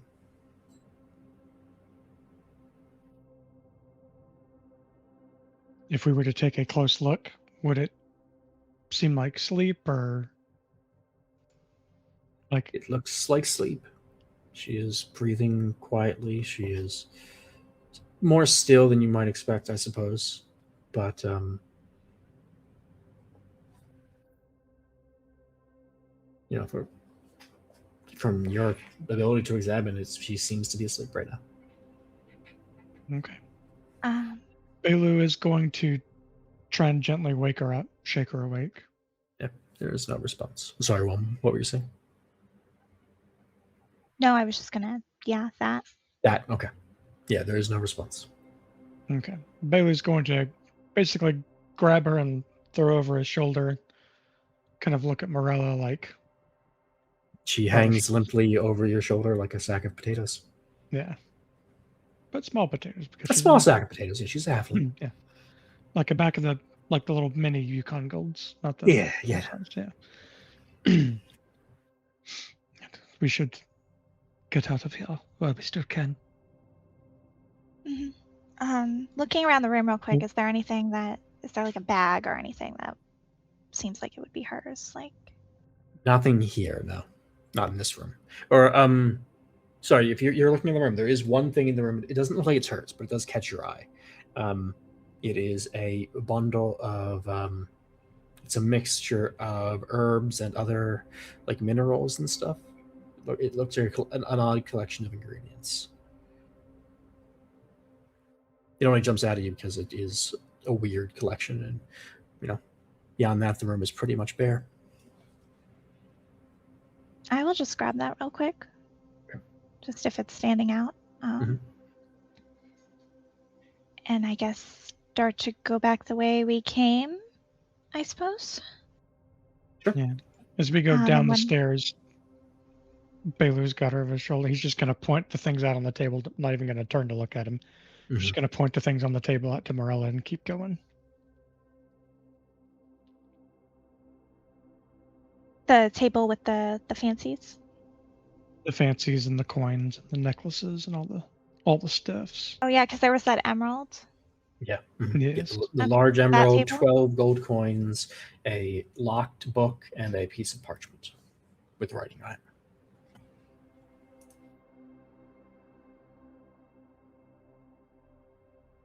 Okay, I will snatch those two. Okay.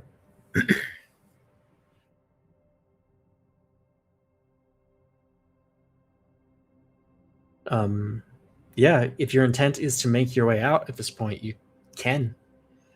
The remainder of the guards are still chasing the goblins or fighting the goblins, or you hear the sounds of things happening. You're just not entirely certain what they mean at this point. But you have Thalia, you have things that were around her, and the exit to this place is actually quite close to your current position. Nice.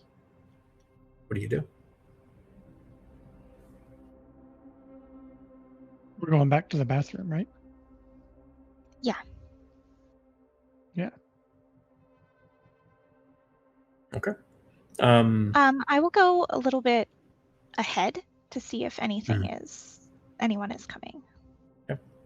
You make it back to the bathroom without any problems. The sounds of shouting and still some goblin laughter mixed in echo through the halls as you approach, getting louder as you get move that way. When you get to the bathroom, neither of the goblins are back, but neither are any of the guards who were here previously. And we're going to resolve this next time, because I'm going to take a moment now and circle over to Camden Celia? for a second. Oh. So you guys have have cleared the bandit camp. The hostages are regrouping. Sir Gellis and Costa are kind of reforming them now, getting along much better that the threat is gone. And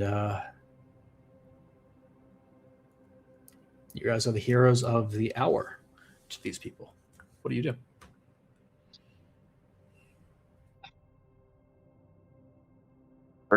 Sorry we didn't manage to save them all. No, son, you fought the good fight. We all did. That was regrettable, but the only outcome, really.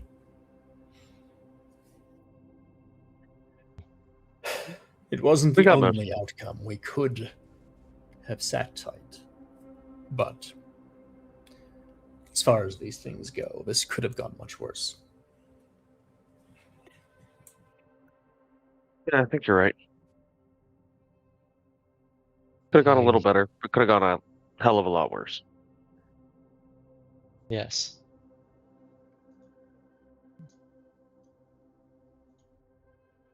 Who are Mistakes were you? made. Where did you come from? What are you doing here? Have you seen my Lady Thalia?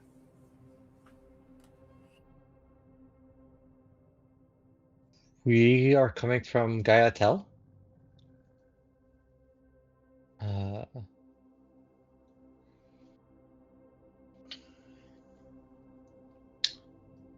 One of our friends got attacked by this group. Just we didn't know they were even around.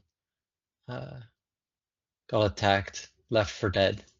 Managed to heal himself just enough to make it back to us. And so we decided to follow them, see what's going on. Bandits. And then we came upon the remains of the caravan. We decided to see if we could help. Glad to have you. We need to get these people back somewhere. Where are you planning to go? Lindholm's not far. We can be there before the sun comes up.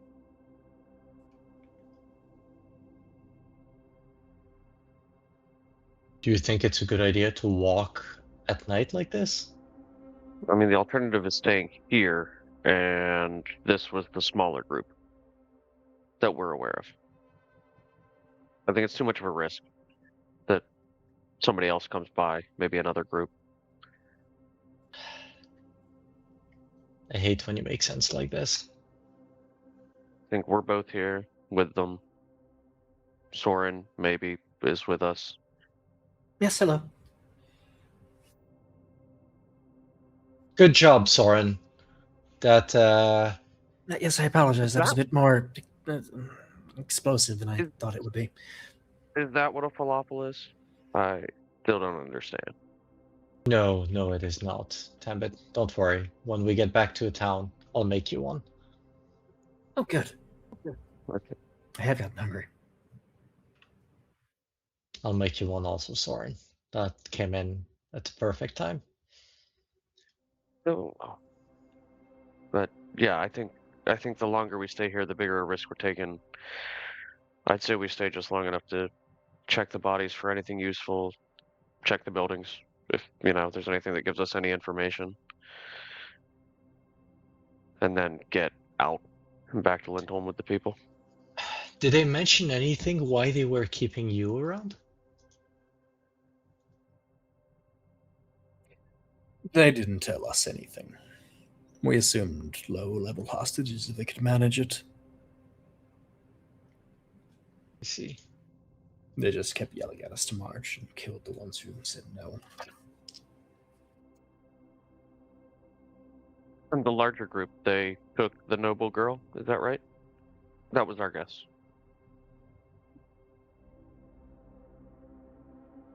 Yes, that is our belief as well. They took Lady Thalia away. Did you see where they took her? Opposite direction at the fork in the road, but the rest of our group is following them. They're going to try to recover her.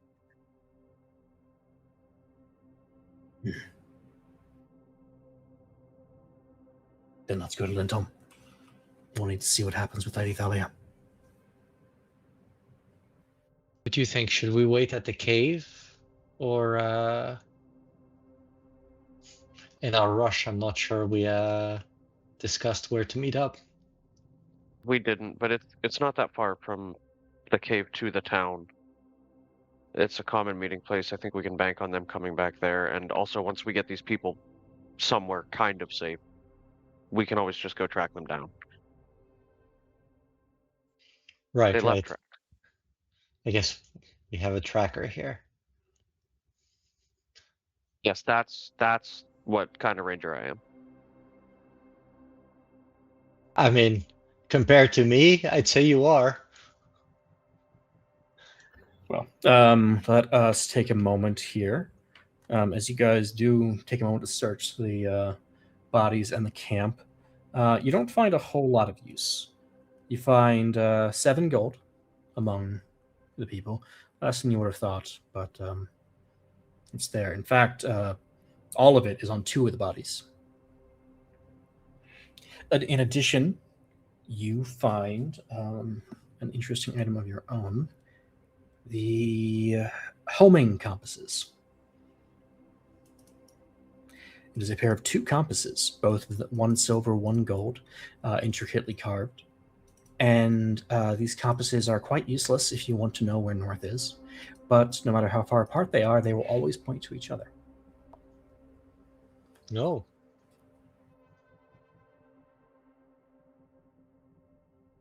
And with that, Well, I'll that is leave cool. Tambid and Tormund to finish scouring the camp along with the rescued hostages along with you, and eventually make your way towards Lindholm by the cover of darkness. And now let us return again, I'm sorry, to Josh, to Azalea in the north, who finally gets to see a reaction, although it's not much of one. Had things gone differently, we might have expected this man to be elated or furious, but what he is instead is anxious. Josh, what you see is a repeated attempt to speak through 2 of the small glass orbs that he keeps pulling out of his pack, and then listening to it, and then putting it back and pacing, and then pulling it back and listening and not seeming to hear anything, and continuing this process. The same 2 orbs, you can tell they all have slightly different colored glows, and this one is a pale green and a vivid blue that you see him attempting to talk to again and again, and you just hear him start to kind of mutter under his breath about the failures to the south. And I'd say without much else of a sense, you can tell something's not going well for this guy. I don't know how much else you can put together from his attempts at getting responses from these stones. He's not passing lots of valuable information into the void as he tries this. That said, after maybe about 10 minutes of this, quite agitated, he leaves the room, leaving the balcony door open, should you wish to enter.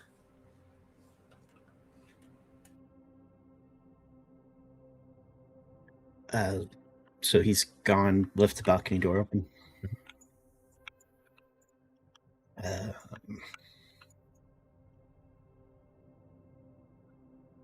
don't like the idea of going deeper into this place alone.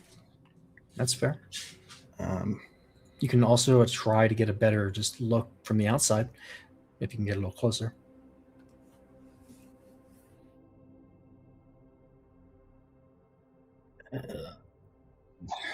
You can also just leave. Up to you. I apologize. It's whatever you want to do with the moment. No, I'm just trying to think of Sure. the best thing to do.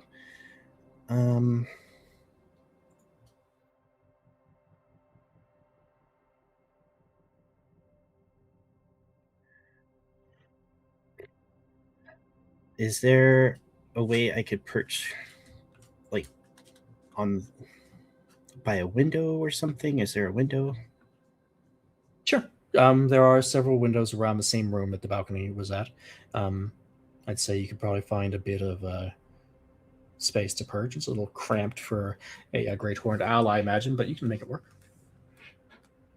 Okay, I guess I'll just do that then. Okay. It's a safe course of action. Coming up to the window, looking in, you see what appears to be a study, not a bed or anything. There's a desk in the center. There's a large table next to it. You see quite a few books and papers on it, as well as several bookshelves wrapping around this space. Where there aren't windows, there are books for the most part. Two things of note jumped to your attention. First, you don't recognize any of the language in here. Not like you can't understand it. It doesn't even look like something that you've seen anywhere else. And you're a relatively, broadly educated person for Vesir. Second, you see a display, a similar display to, not a display of 5 emblems. And in front of each of those emblems is a small pedestal. And on those pedestals are 4 similar orbs to what you had seen the captain pulling out of pouches on his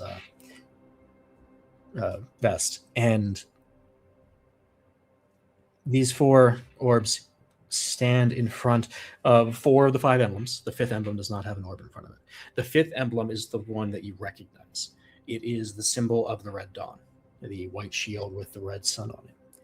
The other 4 are symbols that you do not recognize. They are not the coat of arms of any organizations that you're aware of at the moment. But there are 4 of them, and there seems to be some sort of communication channel here to them.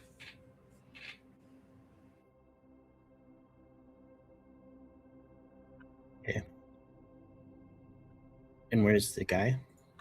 He's disappeared downstairs. If you want to flap around a bit, you could find him about 2 floors down in another room, talking somewhat animatedly with another of his underlings. Okay. And just so I'm trying to visualize. So there's, you said there were books on pedestals? No, so there's books on bookshelves all around the outer wall, but in the center of the room there are the 5 pedestals. 4 of them have the orbs on them, and then there is a like an emblem, like a flag. Sorry, hanging of each of the okay. Yeah, at each pedestal. So like it's a telephone to each of those locations, probably. Something along those lines, yeah. Okay. Yeah, I don't really know what exactly I'm doing here, so I don't really want to go deeper alone. Sure. I mean, this is all interesting, but I don't know, it doesn't really mean anything to me, so right.